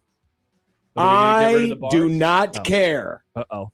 about people projecting which college football games in weeks 0 and 1 will be on television. Oh, bad take. Oh, Horrible no. take. Because guess who did it? Oh, is it that what? one guy? Yeah, it's Matt Sars. Oh, man. I didn't He realize. is- What's his website again? MattSarsSports.blogspot.com. But yes, he has done his college football TV guesses for weeks 0 and 1. Oh. This is usually the bit we wait until July, but now it's already here. Can we do this It's tomorrow? in March. Can we do this as a segment tomorrow? I figured you'd want to. Oh, my gosh. Wow, that is hilarious. You know what it's going to do? This It's going guy to is a huge It's going to dork. trigger me. You know why? Because it's going to remind me that week 1 this next Is season late. is sucky. Dude, it's going to terrible. be bad. It's bad. We ain't going to get nothing good. It's also late this year because it's all about Labor Day, and Labor Day is later this year than normal. Wow. Nebraska plays their first game on September 5th. That means Labor Day is September 7th. Look at all these game predictions. Yes, I Big know. Noon, And North I Texas don't care. At Indiana. And I don't care. Wow. North Texas at Indiana. Nick, Great. your thoughts? North Texas and Indiana. Cream Puff Kurt strikes again. Wait, where does he have Nebraska at? There it is. Oh, Ohio at Nebraska. 6:30 on BTN. John Bishop, Big Red overreaction. No, You know what? No, I have an opinion. 16:20 the pregame. Oh, rats. I have an opinion to take a segment from Happer and Schaefer. Okay. Mornings on 1620 The Zone. Oh. If you're going to schedule a cream puff team, you should have to play on their home turf. Oh, so Nebraska should play at Ohio? Yes. Wow. That And would be Cream Puff Kurt should have to play at North Texas? North Yep. Texas. That'd I be a like good this. bit. If I you're like this. intentionally going to schedule I like an this. easy team, play I on their home like turf. this. Back it up. This is a good idea. Okay. This is a good Wow. idea. You're not You kidding, don't John. get the home game. You have to play at the bye school. So remember last year, Nebraska famously opened up on that first Thursday against Cincinnati. We They were all did. very excited. We were. This guy's predicting that the first Thursday ESPN game is Colorado at Georgia Tech's not bad. Never mind. UMass at Rutgers at 5:00. Well, you just now. I guess we don't have to do this segment tomorrow. You're already blowing it. Oh, we were going to do it as a whole segment. Okay. No, we don't have to. No, we don't. We don't have to. It's Yep. okay. People would say you guys are freaks. Stop it. To which I would No, say I agree. we're not It's freaks. fine. It opens up a segment to preview the first Formula One race of the season. Oh, it's finally here. Yup. Wow, about damn time. Saturday, 10 p.m. About damn 10 p.m. Our Where's it time. at? They're in Australia. Oh, non-problematic. Home of the Rams 49ers game on a Wednesday. Can't wait for true. Yeah, Wednesday. I don't want to hear you complain about when that football game plays because I have to stay up until 10 p.m. to watch the Formula One race. But doesn't Nebraska it take 2 fans had to wait until 10 p.m. to watch their team the other night, And it and that sucked. game was in America. Yeah, that game sucked. Joey, producer of Happer and Schaefer, writes, "Did someone say schedules?" Yes, Joey, we Joey. love you. Yes, Joey. Our producer tomorrow, Joey. Yep. Wow. He's going to have a long day. Get a sandwich or something, Jay Joe. Skirtod writes, Get a whoa, sandwich. whoa, Nick, people that tickle chains on the Pro Tour ride carts? They No. don't even walk? No. Walking's good for the They heart. do walk. Okay. Unless they have carts, I guess. I don't remember seeing any when I was there. Plaquette writes, poor Joey is going to either be devastated or start his own list. I don't know which. Yeah, Joey, have you thought about predicting the college football schedule? Wow. 6 months, John, from right now, you'll be doing 1620 the pregame. And you'll be doing Big Red Overreaction. Definitely not. I think that's a McMaster Schaefer special. The newest employee. Oh, does Schaefer get to be the little bitch? He does. The You're Schaefer doing chunk. 9 shows this year, Schaefer. Schaefer show. 2 years ago it was Hanley. Last year it was Matt. It's Schaefer time. It's Schaefer time. All right, now it's time to get some audio. I love audio from Mr. Spring. Colander. Well, he For the veggies. he pre-pooped on it. Ah! Now he's got to wipe up the mess. Mhm. But yes, Nebraska's new quarterback Wow. speaks. Whoa. He's not a mute. 1620 the zone.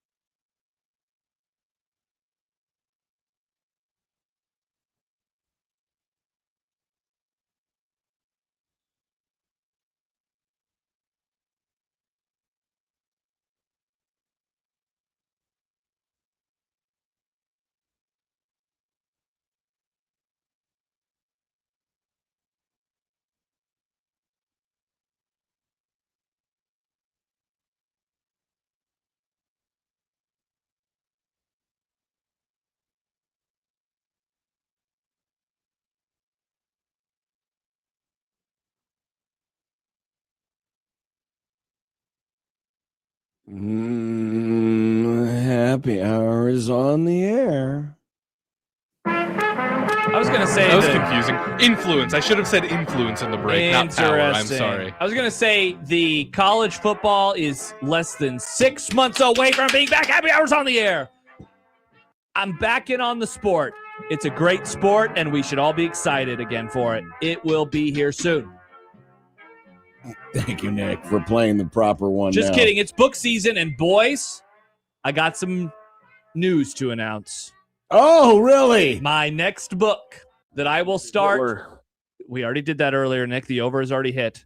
That I will start tonight. Effingers. It's time, baby. 1,000 pages of German history. Well, it's 1,000 pages of German history. That sounds like it could be a struggle for you to read. Interesting, Nick. Yes, it does. I will be doing reports on it during the Grum. Interesting that a certain individual talked about a Reich that would last 1,000 years. Apparently, it'll be a year a page for your book. I can't year wait. 1. I will give The Rising. Year 774. What was the end game of that? 1,000 years, and then He said it would be a Reich that would last 1,000 years. I'm happy that guy's dead. He sucked. Good take. Wow, interesting. No agreement. Interesting. I wish he was back, says Nick Grimm. Josh Peterson, Hitler was a bad guy. He was. Put that on a graphic. Put that on a graphic. Can't wait. I'm starting it tonight. If I don't start it tonight, I'll start it tomorrow. But either way, I'm starting it this weekend. I'm looking forward to it, boys. I will give updates as I read. It's about the fictional family during a real time, About right? 3 generations of families in the 1800s until 1947. So I'm worried about the third generation. It's going to end terribly. I'm looking forward really to it. worried about the third I've heard generation. great things. I'm looking forward to it. I'm a Hitler youth. Farron tweeted this out earlier today. Whoa, baseball. I can't wait to work with Josh Peterson at the College World Series this summer. Is that what he said? No. I'll just read the tweet. Using headphones is no longer just considered proper etiquette. It's now a requirement on United Airlines flights. This rocks. United says passengers who use speakers and refuse to wear headphones could be removed from flights and even face a lifetime ban. So dudes rock. I love this. Here's my confusion about this. And kids in college were doing this, right? We'd be in the lunchroom and they just have their speakers blaring whatever slop they were Doesn't matter listening what to. age it is. I see this all over the place. Not once have I ever in my life been like, I want everybody to know exactly what I'm listening to and what I'm watching. Excellent take, I Nick. need people to know that. Seems like John is not going to defend this move. Are you anti this decision? You think that people Well, it should be able seems to... a little extreme to say a lifetime ban. Oh my! I mean, a lifetime ban. Yeah, you bring a bomb onto a plane, that should get you a lifetime ban. Don't say bomb on an airplane, John. Bomb. Excellent. Meet the parents, baby. But a lifetime ban. I mean, I'm actually okay with this. I don't have a problem with it. With the lifetime ban, or with No. people who do it? With requiring folks to wear headphones. It's awesome. It's honestly it's common courtesy. Well, sure. At one is. point, you could smoke on an I'll be airplane. Now honest- you can't. This I'll is be- just a. I'll be honest. I adaptation. don't know if I don't think I've really run into anybody. Of course, I'm in a lot of these flights where you got, a lot of these Gen Zers who wear their headphones all the time. So this is never. Oh a yeah, problem. the AirPod dorks. Stupid AirPods. Never. They're this is never a uncomfortable and problem. they sound bad. Get better ones. Yeah, I have nice headphones. Just get better headphones. Yep. They're Yeah, not that I've expensive. never really run into this You problem. can get better headphones for cheaper than AirPods. Michael Severe writes in, hard of hearing people who can't get the Bluetooth working on the plane will be pissed. Yeah, they're going to be pissed because they're going to get kicked off the plane. Get wired headphones. They have adapters. I would say yes. You should. I mean, if you're hearing impaired, shouldn't you have Mike Schaefer? I mean, I understand you wanting the wireless technology, but you would also think that they would have backup. I think Schaefer has the wireless technology in his hearing aids. Yeah, I think he's mentioned that. That's pretty. cool. That's pretty sweet. Yeah, I like that we've reached that stage. Mm. Technology. Mm-hmm. Once upon a time, you didn't get any entertainment on planes. The only entertainment was looking out the window. Could have brought a book, Or maybe from ogling the 1951 stewardesses. Germany onto the plane. Could have. Just said you could have brought a book. Very specific and interesting. That's the book I'm reading, example. Nick. It was published in 1951, but not in English until 2015. Pretty exciting. Wow, they didn't figure out how to translate for Yeah, I don't know the deal. They had years? to redact a few things. Interesting. Who was the author of that claim to be again? Nice, Nick. I don't remember actually. Alex Lincoln, right? Bishops fly private. He doesn't care. Yeah. No. It doesn't. It's not. I don't Adolf care. Hitler? No, Nick. He's dead and was in 1951. I just realized Mr. H's initials are Ah.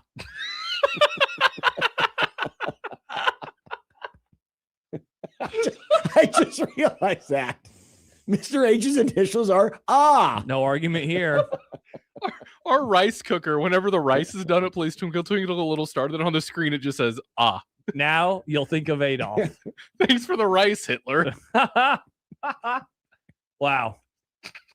Imagine if he would have actually grown up normal and participated in politics in an open elective system, a democratic system. Well, he did. That's the problem. He didn't start that whole Reichstag fire back in the day. And his campaign slogan was yeah, a new beginning for the fatherland.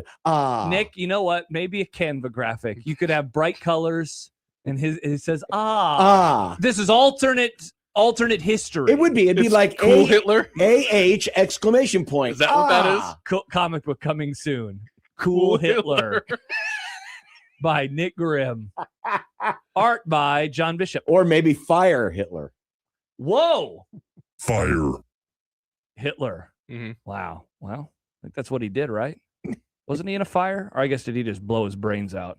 No, he just blew his brains out. Jean-Claude writes, it was the last thing he said. Yep. See you later, bro. All right. Well, the awkward transition happy now. hour is on the air. Good to be back. We're all here together for a few more days. John will leave us on Tuesday. It'll be like the good old days. And then John won't ever leave us again until next basketball season. Yeah. This is the end, in the words of the Doors. Now, if Coach Mack doesn't come back next season, does that also mean John doesn't come back? Are they like a tied together Excellent deal? question. Yeah, well, then will does Huss like you? Excellent question. I hope so. Hey, by the way, before we get to the actual topic, let's put this on the list. Greg McDermott is going to retire. I'm going to put that on the list right now. Oh, okay. I think he's going to retire. Okay. I've changed my tune. I do not think he is coming back. Okay. All right. There we go. Anthony Calandria. Audio. Spring. Is your new starting quarterback. And let's see. There's a lot of quote. He doesn't say a lot. Not that he can't say a lot. He just speaks in short sentences. Okay. Let's see. Well, he talks about, first let's start with the Telltale t-shirt. This was the sign. This is so weird. I still don't understand any of this. Well, he's going to explain, and maybe you will now understand why he is at Nebraska. If Nick would bring up the audio. Like a funny story, honestly. So 3 weeks before my bowl game, I accidentally ordered a Nebraska shirt. This is crazy. I was just buying presents for my family. And I accidentally ordered a Nebraska shirt. And when we opened it up, when Coach Rhule ended up texting me, and we were like, no way, this is wild. Wild how it just worked out, but it was super crazy. Crazy. Like a regular shirt. It was like a black t-shirt. And what came in was a black Nebraska shirt. And my mom was like, this is wild. No way. The blackout worked. I don't understand this. The gimmick worked. I still don't understand how this happens. The gimmick earned Nebraska a quarterback. That's awesome. What do you mean you don't understand? He just explained it. But he was trying to order a plain black t-shirt and somehow. But how do you order a Nebraska shirt when you want a plain black one? Okay. Maybe he's not good at ordering things online. He's a young, of course he is. Or were you on the Hanes black shirt website and accidentally slip and click on a Nebraska ad? Both Hanes and Husker starts with H. See, these things don't happen when you go shopping at stores. That's true. Because you actually see and physically touch the merchandise. You can actually tell what you're buying. I'm not accusing him of anything, but does this pass the smell test? No. Thank you. This feels like such BS to me. Thank you. Which is probably why Matt Rhule likes It's him. such a ridiculous story. Why would he make something like this? It just seems weird. I just can't imagine buying a black shirt and So, get a Nebraska one. To me, it seems like the type of thing you try to say to try to schmooze people. Like, it was fate. I was meant to come here. We can't do anything positive with Nebraska football. It's always got to be, I think you did this. You can do positive things with Nebraska football if it's genuine. Nice. I think it was genuine. Alex and Lincoln says, put some respect on that name, Int Calandry. We have just finished our greetings. John says, I bet he bought a black shirt, as in our defense. I guess maybe that's what he searched. You got to do black space shirt if you just want a black T-shirt. It could be. Mm-hmm. Well, Josh already complained about it, and I don't care, but Anthony Calandry was asked, how do you build chemistry with teammates? Of course, like on the field, you got to throw it on this and that, but outside of football is huge, right? Hanging out with them, going to get food, stuff like that. That builds like the big time chemistry where you're really connected on the field. How do they earn your trust? How do they earn your trust? My trust? Yeah, no, I think it's just me being honest with them, right? Just telling them what I see, them telling me what they see, and just being truthful with each other and not lying to each other. Him saying to be honest after that black shirt story is really funny. Nick. By the way, Sim says clearly Josh hasn't ordered from Fanatics in a while. They likely just sent the wrong one. All right, that's you know fair. what? That might be it. That's very Can you fair. get a plain black shirt on Fanatics? I was actually ordering a Green Bay Packers jersey, and they sent That me a would've made a black lot of Nebraska sense. shirt. Yeah. That does make sense. Can we start keeping a bingo card for spring training comments? Yes, we could. Josh is really going to like this because one of the areas where Calandria likes to build chemistry and learn who new people are. No, it's all in the handshake. Honestly, like that's like a relationship builder, right? I've done that since middle school. Like I've had a handshake with everyone, almost on the team. Like I'm trying to do that right now. Almost everyone on offense with a handshake. So that's something that I like doing. How do you remember it all? I don't know. I honestly don't even know. Like it's crazy. He literally has a different handshake for every teammate. That sounds awful. Honestly, good for him. That sounds terrible. I can't remember 10 people's names, let alone 10 different handshakes. I bet he's doubled up a few times. Wow. Nick, you're just calling this guy a liar left and I'm right. not calling him a liar. I'm just, some of it feels improbable. I can already see the graphics for next week's Fire Calandria week. Nick. I don't know. He can't be fired. I mean, they do pay him. Here is Calandria on the way that he approaches the game. Yeah, the way I approach the game is just really being a playmaker at the quarterback position. You just got to give good players the ball, right? Throw it to the open guy and shoot. I said in the other question that we got so many guys that can go make plays, and my job is just to give them the ball, let them go make plays. There was an interesting quote yesterday from Glenn Thomas about kind of those lines. He said he's a quick processor, talking about Calandria. Oh, no, quick blinker. I apologize. He reacts very fast, but sometimes it's like, hey, the conviction of making a throw. Sometimes, I'm not quite sure. I don't want to get so fast. Something might get better. I've got to get through it. That balance of playmaker and them trying to limit the turnovers, I think is going to be something to keep an eye. Obviously going to be something to keep an eye on. It's going to be such a big talking point as the season approaches. You know, you want to do a bingo card for talking points, his turnovers, and what's that going to look like in 2026? Here was Calandria on his former head coach. He worked with Dan Mullen. God, that guy's a good coach. The former Mississippi State head coach who may have coached a quarterback you've heard of before. Me going there, I got to talk to Dak Prescott, Alex Smith, all those guys. And Coach Mullen, like, he made it super simple. He just said, throw it to the open guy. Right, like that.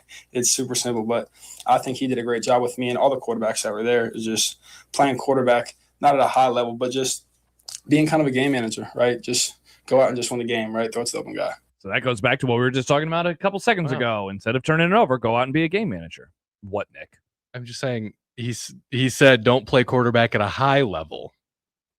Just throw the ball. Yeah. You don't want a high level quarterback? To the open guy. Mm-hmm. Here was Calandria asked about how do you limit turnovers? There we go. Yeah, shoot. I think the biggest thing is when I was younger, my freshman, sophomore year, I turned the ball over a lot.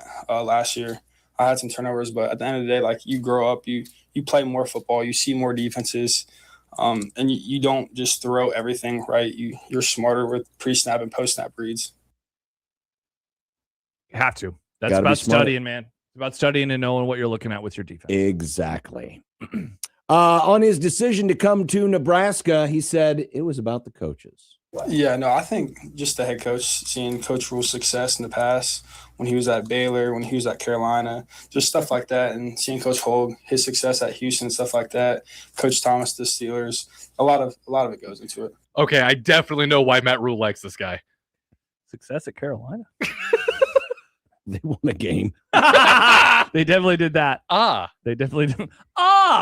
They definitely did that. They did win a couple of games. They did win a couple. That's true. What was his best win at Carolina? You talking about like the teams that they beat? Yeah. What was Matt Rhule's best Carolina win? Oh, man, I don't know. So he was there in 2020. Oh, wait, that's college. 2020, 2021, and then he only had one win in 2022. So I can't imagine he had a good win there. Okay, let's see. In 2020, did they beat any playoff teams? Chargers, weren't they bad? They beat the Cardinals. They were bad. It was also 2020. They beat the Falcons. They beat the Lions. The Lions still sucked. They beat the Washington football team. They made the playoffs in 2020. And then in 2021, I'm trying to remember good teams in 2021. They beat the Saints.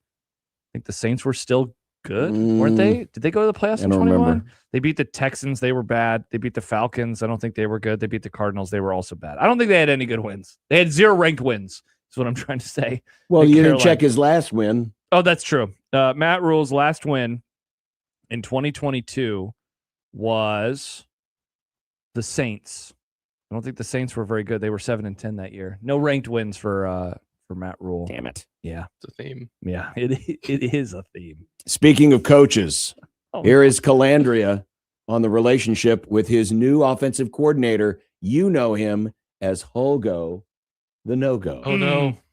Me and Coach Hogue are super tight. When I was on my visit, I told my dad, I was like, he just jumped out, just his energy and his juice that he had with me and my family. And also like his offense. His offense has worked in the past, has worked here, and it's been awesome working with him. He's very excited. Patrick in the chat says, okay, I believe he definitely ordered the wrong shirt. He's a moron. 2 more quotes.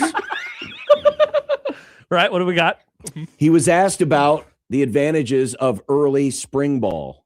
Yeah, I love it, honestly, just because like we got into it so fast where I could build chemistry with the receivers early, and it's not like a later deal thing to where we're already in install 4 with our offense, and we're damn near almost done. So it's big time for us just getting a head start on everything. I'm genuinely curious about this. The spring camp is going to finish, and they will essentially be a month ahead of schedule in terms of just the calendar. Now, there was always going to be an extra month in there somewhere. Normally it's on the front end. Now it's going to be on the back end.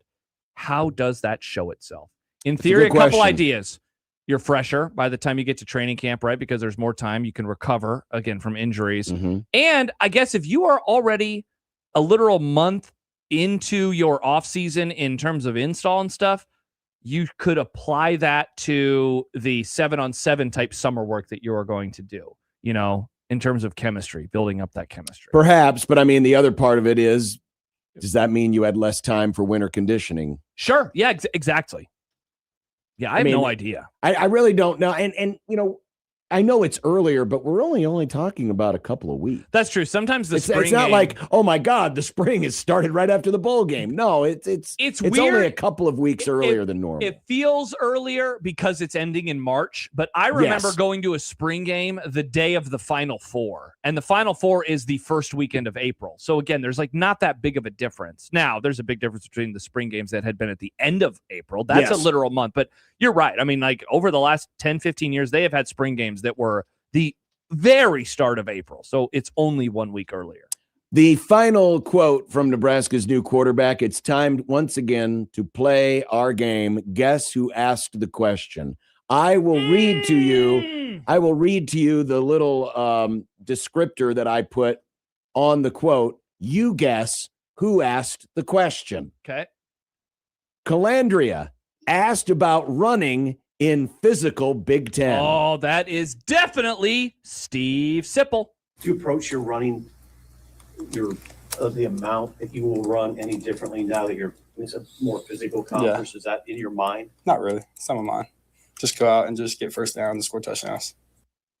There you go. It's a good answer. Sipple loves the Big Ten. It's so physical. Kyle writes in, That's why I kind of hope Nebraska would join a reconstituted Pac-12. Oh man, yeah. Hey, what about the tough Mountain West?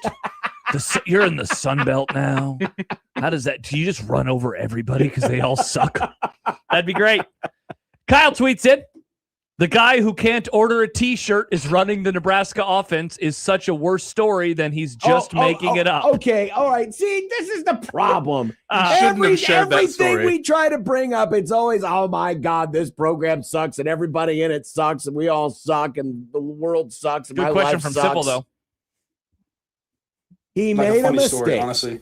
So 3 weeks before my bowl game, I accidentally ordered a Nebraska shirt. This is crazy. Like I was just buying presents for like my family. All right, you can stop it now, Nick. Along the lines of crazy, by the way, El Scorcho said, honestly, it's crazy how many times he says honestly and crazy. Can I He says that, and he also likes the word shoot. Okay, I do want to be genuine here. I do really like him saying shoot so much. It's a fun quirk. Shoot. Shoot. It's it's a different version of Mhm. Yes. Yeah, it's a little time filler. It's a good vocal tick. verbal gimmick. Yeah. A verbal bit. I think it's a gimmick. All right, Nebraska's new quarterback. Not the same as the I'll old say one. this, in all seriousness, I will be serious now for a moment. I am excited to watch him play in 5 Oh, months. absolutely. When the season opens. In 5 months when the season opens. Yeah, no, Very excited. I am curious That's to 6 see months. what he learned. Crap. 6 months. You're right. I am curious to see how he grew from Virginia to UNLV to here. I am curious to see that. Yeah, me too. Yeah. Way to try to save yourself after you both basically shoot. I almost. Whoa. I don't know if you can say SHAT. If you could say, I don't think you can. Shot. See, the episode I just saw of Curb was the one where he eats because he was dating the receptionist at the restaurant, and that was the whole bit was you don't. Oh, where you yes, eat. yes. And that. So you're getting far into it, aren't you? Oh yeah, Are you I'm getting near the end? season 8, man. Oh man, that's awesome. It's a great show. That's awesome. So yeah, I've got that on my head. I have the past tense of the word "sh" in my head. I'm not making fun of him. I'm making fun of him not being able to order a shirt. Alex and Lincoln writes, It happens. People make mistakes. we are doomed with int. Don't look at the fact that he misordered a t-shirt. John is going to hear from so many negative people that by the time we get to the season, he's going to pick him to go 11-1. What are the odds that? No, I am not. Oh, I am not going to be talked into something I don't believe just to run counter. As a gimmick? Just to run counter because everybody else is being so damn negative. What are the odds and that he pissy? Oh my God, the season's 6 months away. It's all sucks. What are the odds that he did actually order a plain black T-shirt, but then somebody else sent him a Nebraska shirt, and he thought that Nebraska shirt was the black T-shirt that he ordered? He's like, whoa. So then he got another shirt? Yeah. Somebody just He's sent saying him a a fan Nebraska sent shirt. him a shirt. Yeah. No, I think he's telling the truth. I think he's being genuine. Okay. Can't wait to watch him play. Again, why would you make up a story like that? You don't have to. Because fate told me to come to Nebraska. Fate didn't tell him. He just did it. Anywho. We still have content coming up. Yep. And let's see. NBA preview for tonight, I think, is what you had on the docket Oh, for is next there- is schedule. there- NHL getting ready for the Thursday night in the National Hockey League. Well, we'll find out next on 1620 The Zone.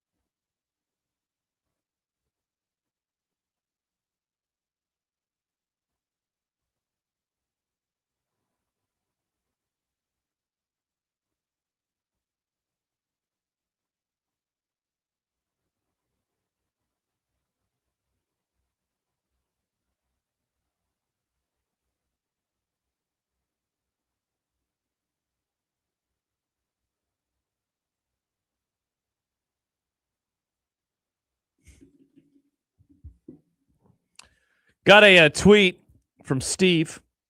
When John Bishop is the one decrying the lack of positivity, we are in big trouble. I've done that before. Positive Bishop. This is a new leaf. No, it's not positive. It's just not negative. It's not greeting every single morsel that comes from one Memorial Drive as, oh, God, these guys are terrible. I mean, to be fair, to think in the way of negativity has been the proper play for like 15 years now. What has being positive ever gotten anybody? Well, all right. If I'm positive about the Cowboys, you call me a moron. Well, because the Cowboys suck. What does that make Nebraska then? These Cowboys have won their division a few times. Interesting, isn't it? How you treated me as a Cowboys fan, and yet now... Well, that's because you root for the equivalent of in the NFL. Sad. No, it's again, I understand why there is so much frustration, but it's not like they've been terrible. They've just been painfully mediocre. They've become what Steve Peterson said we would never become. They gravitated. They did. They gravitated. Now, granted, under Scott Frost, they blew right past mediocre and straight to suck. Yeah, they were bad. It's bad. And they have improved now up to mediocre. That's exciting. But it's you know, I get it. It's the thing to do now. It's the place to be. We gotta always look at the worst side of it. And I think I do think some people are doing it as a bit to then be positively surprised if things go well. So they're setting themselves up for low expectations, Yes. and then if they overachieve? Yes. I mean, look, it's always more enjoyable to be positively surprised than to be Yeah, but positive it's and then kind they of a stink. miserable way to go about life as a fan. But there's a difference between being like negative and being like, I'm just worried and I don't know, you know? Yeah, but this is negative. No, for sure it is. This is negative. I disagree. I don't think that people are doing it because I think I think some of it is. I'm not saying all of it. I'm not saying that everyone's being disingenuous in their pessimism. But I do think some people are leaning harder into the bit so that they might be positively surprised if, things they're good. Go well. Dilo says 7-5 versus that schedule was terrible. It was an easy schedule. I know. Not even on paper. I know. In reality. I'm not excusing it. Yeah. I'm not excusing it. Fire Matt Rhule. So John just said, I'm not excusing it.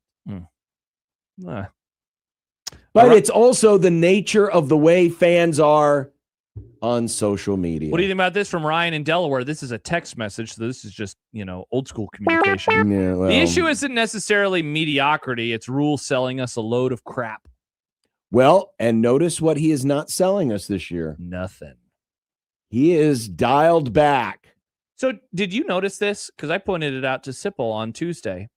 There has been zero availability of any kind in terms of practice, going to practice. There's been post-practice stuff. And when I say that, I don't mean they haven't opened any practices. I'm saying they haven't even done the whole come in and shoot 5 seconds of video for your newscast type stuff. I will say this. I think that this is all cognizant, and I think that they are trying to be quieter this year. And so if you want to give him any flowers or any credit, they are trying to approach this spring differently. Right. They absolutely are right now. And listen, part of the reason why they decided to go early was because they knew with the basketball team doing as well as they were, that they could fly a little bit more under the radar. So you think that was a purposeful thing with hoops? I think off to a good start? I think that helped in the decision. Yeah. I think that because, when did they actually decide, okay, this is when it's going to happen? That's a great question. I don't remember. I'm guessing, it was probably soon after the bowl game. Yep. And the basketball team was already and the basketball great by team then. had already shown they were still undefeated. That they were, they didn't lose until the end of January. Exactly. And I think that we knew by then that they were going to start practicing. And in I mid-February. think there was an element of, hey, you know what? One of the other benefits to doing this is that basketball team will get all the attention and maybe we can fly a little bit more under the radar. Yeah. I have no doubt in my mind that at least played a part. They definitely have. Played a part in the decision to go a little bit earlier, but it has also been a little sure. They've still had player availability. They've still had assistant coach availability. Yeah, we've gotten to know the new coaches. But as far as,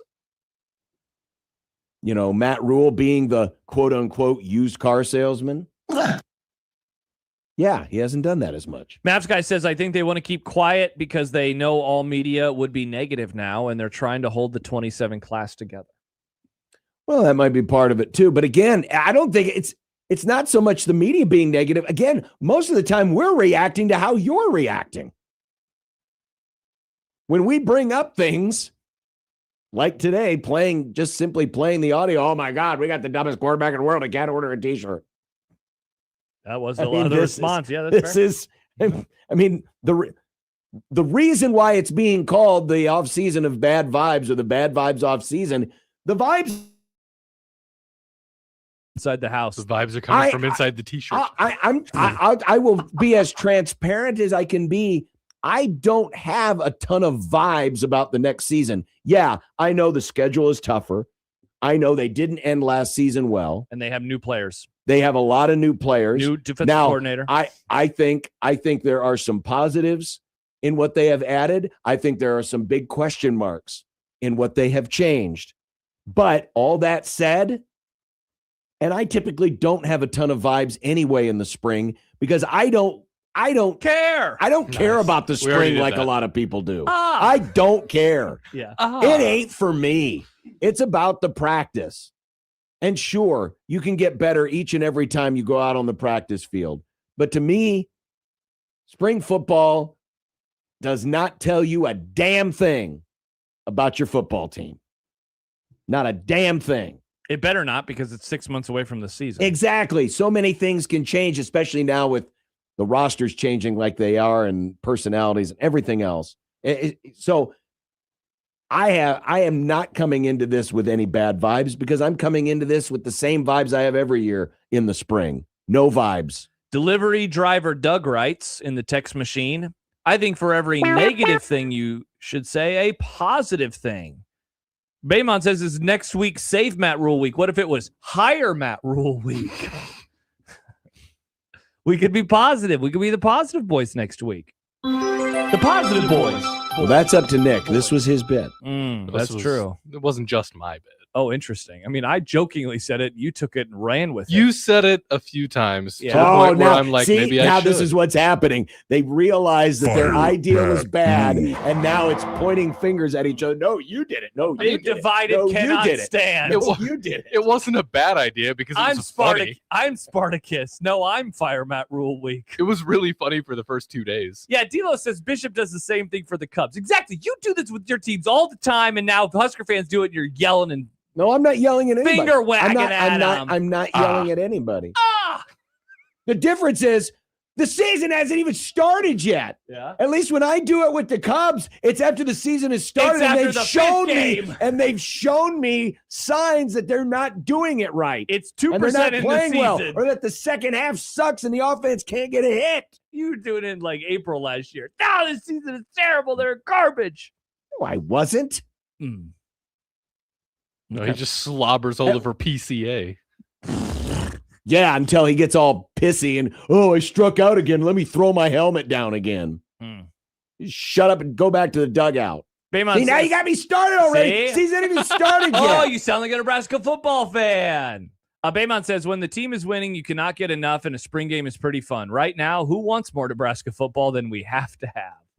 That is true, though, man. When your teams are good, all you want to do is read about them. That's what I want to do. I want to listen to podcasts and talk about them. Well, why do you keep listening to podcasts about the Cowboys? They have never rewarded you. Yeah, because there's a lot of crap talking on Jerry, and I'm like, yeah, I stand with you, podcaster. Smiles and glory holes. You can get that from me every day of the week. Yeah, but you're not fun. I've been crap talking that SOB for the last 35 years. I don't like it when you do it. It's not as fun. I like it when it's like, you can't say something about my family, but I can say something about my family. Oh, yeah. You know who else had that idea? Goebbels. Oh, that guy. Go.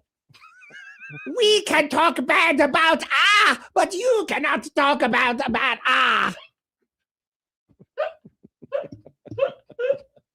By the way, does he have a middle name? Goebbels? No. Oh, probably. Have to imagine he did. Does he? Do you think he's still alive? No. So those are his initials. Nick, are you going to make this graphic? I think our Canva might get banned if I do that. We thought we had hit every possible angle over the years talking about Mr. H. Chocolate. And in one innocent moment where I thought, hey, you know what his initials are? They're We have found a whole new bit. Wow, this is great. To this gimmick. Excellent. We found a new bit to this gimmick that we have. Wow. Good job by us. So I'm trying to see if he did have a middle name. I already found. I said no, he didn't. I looked it up. Right, but I found a Reddit thread. Listing his family tree. And Nah, it we said don't- slightly offensive Adolf Hitler family tree. Yeah, we don't need that on the That's show. fine. That's fine. Coming up in content. What will happen? Will this Grum be interrupted next Thursday? Whoa! We'll finally get to talk about the greatest trade in the 2026 NFL trade season. Oh. No. Myles Garrett needs help. Oh. And baseball. And maybe nerve damage. And even fits. Maybe nerve damage. Oh, wow. Nerve damage. Maybe. All right. All right. 1620 zone.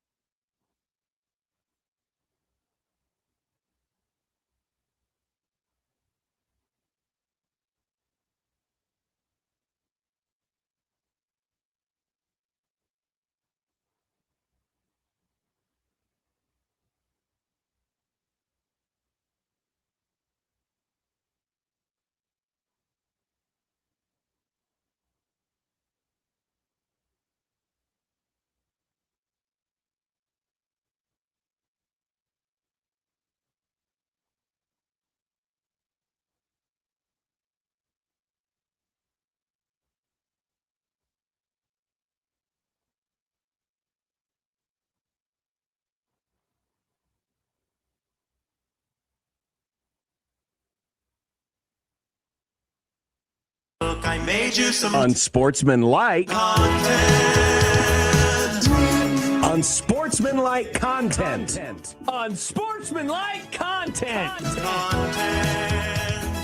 Content that's unsportsmanlike. Nick, Yes. content, please. We touched on this earlier, I think. Matt Hackman says Creighton has a 44% chance of landing as a 5 seed and a 56% chance of being a 6 seed in the Big East tournament. What do you think happens over the next few days? Well, it depends. Is Matt Hagman working for 24/7 Sports? Oh, no. He's already written 2 stories. He's already written 2 stories. Is he guaranteed a commit when the commit never came? Yikes. No, in reality, find out tomorrow during predictions. This will have to be in predictions yes, tomorrow. we absolutely have to put it in predictions. But the fact that it has gone from a 7% chance to a 44% chance in one day, it's nice to have a chance. Bart has DePaul as a slight favorite. I also will abstain. I will give my answer on tomorrow's Grum. The Rams traded for Trent. Come on, you can't. Unbelievable. The Rams traded for Trent McDuffie yesterday, saying, F them picks, and giving a 1st, 5th, and 6th round pick in 2026, as well as a 2027 3rd rounder to the Chiefs. What does this move mean for both sides? That once again, it's great to have management and direction from competent leadership. Be a real shame if it didn't work out, though. Thank you. Why wouldn't it work out? The guy's a Pro Bowl cornerback. Yeah, but your quarterback is old and his back hurts. Yeah, my back hurts. Yeah. I believe they were saying that last August too. Yeah, and what did that get them? A loss in the playoffs, like everybody that else. Same quarterback justly won the MVP Weren't they in the over a red fraud zone? candidate. Weren't they in the red zone and they didn't even score a touchdown at the end of that game? A lot of good McDuffie would have done there.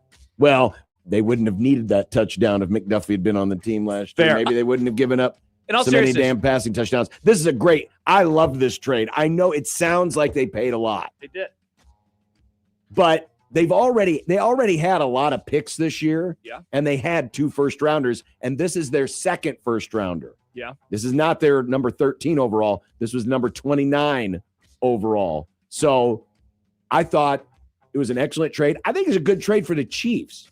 The Chiefs need to rebuild on the offensive side. Are they is this an acknowledgement that this is a step back year as they await the news on Patrick Mahomes and It could be a bit of one. The boo-boo on his knee. I mean, if the Chiefs thought that they were in better position, do they make this deal? Maybe not. That'd be my guess, yeah. But McDuffie's in a contract year, and if there was a time to do it and you had a willing buyer and you had one who needed a good cornerback, got a good cornerback, I think it can be a win-win for both sides. Oh, interesting. My team has a tendency to do that. We make trades, and we help other teams too, like the Lions. We help them.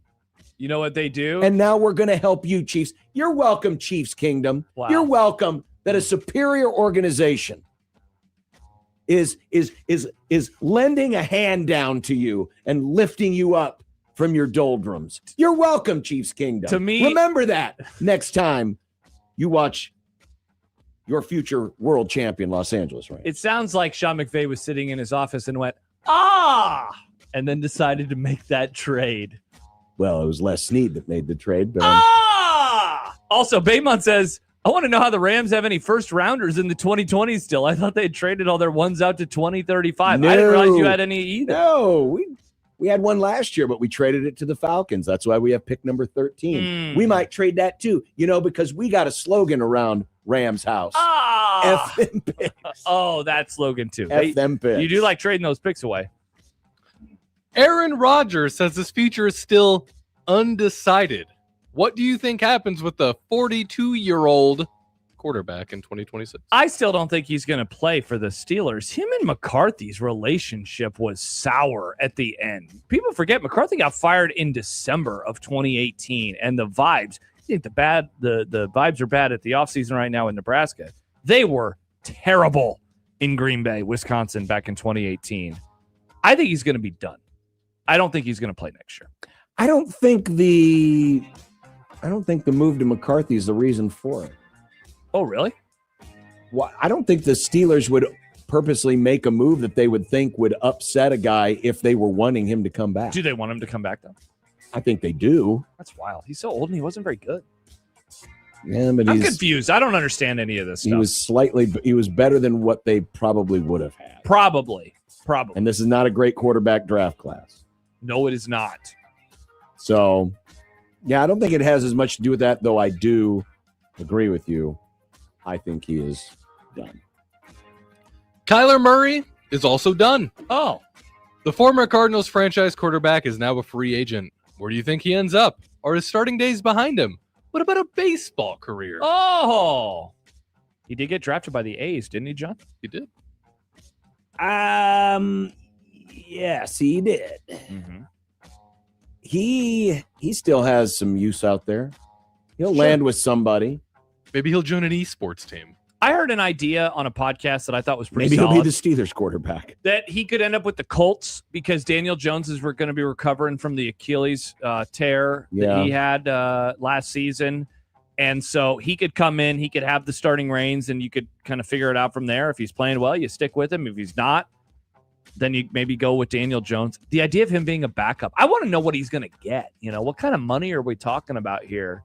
It's wild. He was a first-round pick not that long ago. Though I guess it was 2019, which is suddenly 7 years ago. Still a young player, though. Still in his 20s, isn't he? I think he's going to be a starter. I don't think he's going to be, awesome, though. All right.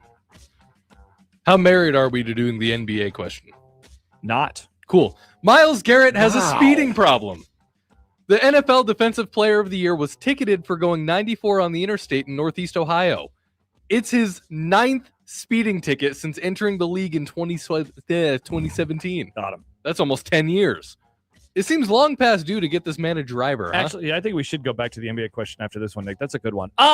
Yeah, what the hell? How do you get that many speeding tickets? You know, once is a because you keep doing it because you're a bad driver. Once is a coincidence, or once is happening, twice is a coincidence, 3 times or more is a trend. So what is 9 times? This is who you are as a human being. A habit. It is baked. That's what it is. A law of the universe. Yeah, that's not good, man. You got to drive a little slower. I mean, 94 is not that crazy, but still. I mean, it's only 24 miles above the speed limit. Do they not have a point system in Ohio? That's a great question. How has he question. not lost his license? That's a great question. Because there's been a couple of times where he was clocked over 100 miles an hour. Yikes. He was involved in a car crash. In Iowa, if you're going, I think it's 25 over the limit, your license is automatically revoked. Yeah, you know what? I guess I haven't driven 25 miles over the speed limit. I don't do that. I drive 5 miles over the speed limit. It's illegal. Add Knicks coach Mike Brown to the growing chorus of those who believe Shea SGA gets too many calls. SGA has a tough cover, and he does a great job of convincing the referees, probably better than anyone in the league, that he's getting hit. Brown was teed up arguing his point with officials after OKC beat New York. Is SGA flopping too much? I have a strong opinion about this. You do? Go. He does, and it is horrible to watch. This guy is the epitome of foul baiting, and I hate it. That, among many reasons, is why I do not like watching Thunder games. It was terrible during the playoffs because famously I parachute in during the postseason. Mm-hmm. I had not watched them last regular season. And then I started watching them in April. By the time that May rolled around, I was sick of them. They're a great team. There is no doubt about that. They play awesome defense, which I very much respect. I hate how he plays, though, as an individual basketball player. No, thank you. I stand with Mike Brown. Well, you know what? You know what you need? Better officiating. You do. Sure, yeah. Have some balls, make the call. Nice. While you're at it, why don't you also call a few traveling every once in a while so that your stupid trend doesn't trickle down to the college it already game. has. College basketball. I know. Yeah, it's already there. Well, they're doing it in the pros. I think we'll it's do it worse here. in college basketball than it is in the NBA now. Tough look for your sport. Yeah, but it was your sport that started it. Interesting. By letting the best player of all time walk 17 steps before he takes a dribble. Michael Jordan? No. Whoa, you don't think he's a GOAT anymore? No, LeBron is goated? I was using that mockingly. Oh, because we know that MJ's a GOAT. Okay. 8 players were ejected and a referee was knocked to the ground in a wild brawl during the South Alabama Coastal Carolina Sun Belt Women's Tournament game. What? This was some wild stuff. What? So there's a push under the basket. Laid out. Ouch. Yeah, she took a grazing blow to the old chin and hit her just right. Oh, wow. Yeah, pretty bad. Renowned car designer Adrian Newey, the team principal of the Aston Martin F1 team, says their 2026 car has such bad vibrations that the mirrors and taillights are falling out, and the car could cause nerve damage in the fingers of the drivers if the car is driven too long. Wait a second. What the hell? Wait a second. The rear view mirror is falling out? Yup. Are they driving an Edsel or something? They must be. What in the world? John, remind this you. is supposed to be the most technically advanced form of motorsports. I can tell you this much. I don't remember too many times where there was any issues in NASCAR. Oh my God, this car sucks so bad it's knocking the rear view mirror out. What's even more insane about this is this guy has designed more championship winning cars than literally anybody else. Well, he must suck. He must He's now. lost his touch. Sounds like a big idiot. I wasn't even listening. I was just grabbing Mr. Bones' arm. Finally. About damn Tomorrow, live from the T-Box in Westo, we're going to have live World Baseball Classic Baseball. Cuba versus Panama. The Netherlands versus Venezuela. Mexico versus Great Britain. Baseball, the national pastime, goes global. Baseball. Is the in the Netherlands capitalized? I never thought about that, but I guess it is. That's wild that is the name of the country, the Netherlands, not lowercase t, the Netherlands. Honestly, I don't know. I just okay. kind of did it that way. Or I'm sorry, Nick kind of did it that way. I hope that we don't have to watch any of that stuff. What are you talking about? It's the World Baseball Classic. Are you waking up at 5 a.m., you freak? Japan plays at 4, so I'm waking up. Are you earlier. waking up at 4? I Wait might. a second. I Are think I you will. really? You're gonna be sleepy. Unbelievable. You have a job to do, Nick. Yeah. You didn't stay up for Nebraska, UCLA, but you're gonna wake up for Japan and somebody else? Yeah. Weeb. He's a Weeb. weeb. Maybe I won't. We'll see how I'm feeling. He is a weeb. Do you got to watch the movie tonight? Yes. That might keep you up late. Yep. Interesting. Well, I'm sure when the Japanese are up 17-0 in the third inning, Wow, you can you're gonna regret that. just start watching it then. Uh-huh. All right, we wrap up the Grum with What's for Dinner next on 1620 The Zone.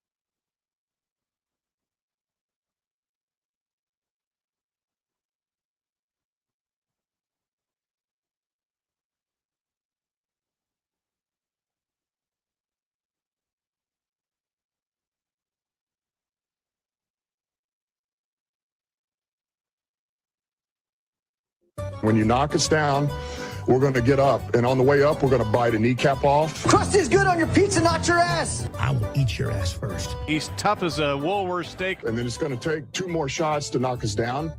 All right. And on the way up, we're going to take your other kneecap. I'm ready to hang them up, gut them and skin them and chop them up. You know what? I'm ready. My daughters aren't starving to death. I'll eat my neighbors. And we're going to get up, and then it's going to take 3 shots to get us down. And when we do, we're going to take another hunk out of you. Cliff, what are you going to take away as your best memory from playing basketball at Boston College? Probably just like going out to eat. I believe I had the best pancakes I've ever had yesterday. Whoa. Yeah, a little pancake house across from the state capitol called Lincoln Square Pancake House. They were amazing. For breakfast? It was brunch? basically brunch. Yeah, it was after man. the shoot around, so it was closer to lunchtime than breakfast Look time. at that. What a fun surprise that had to be. Oh, it was good. I mean, it had the kind of the consistency of, you know how you eat a fresh out of the oven warm chocolate chip cookie? Yes. It had that kind of consistency, but it wasn't like, like it was undercooked. I don't know how they did it. Interesting. Well, I know where you're going next time you're in No, Indianapolis. I'm going back to the Lincoln Square Pancake House. This That is going was to be tremendous. a mainstay for you. Oh, moving that was forward. so good. What's for dinner tonight? I have no idea. We are doing, there's this pasta that we get from Trader Joe's sometimes. I can't remember even how to pronounce it, so I'm not going to try. Cascio e pepe. Cascio pepe. We're going to do that with chicken and sauteed Brussels sprouts. Yum. Hell yeah. I don't know about tonight. Wow. We might get something. From Taco Bell? No. Like a sit-down place? Maybe. We'll see. Wow, that is going to push Well, back I this mean- movie very late. No. After you eat Taco Bell, it's a sit-down place. Got him. I don't have a weak stomach. Well, neither do I, but it's Taco Bell. It goes right through you. Yeah. Speaking of going right through you, how did we end up with the poopiest dogs on the planet?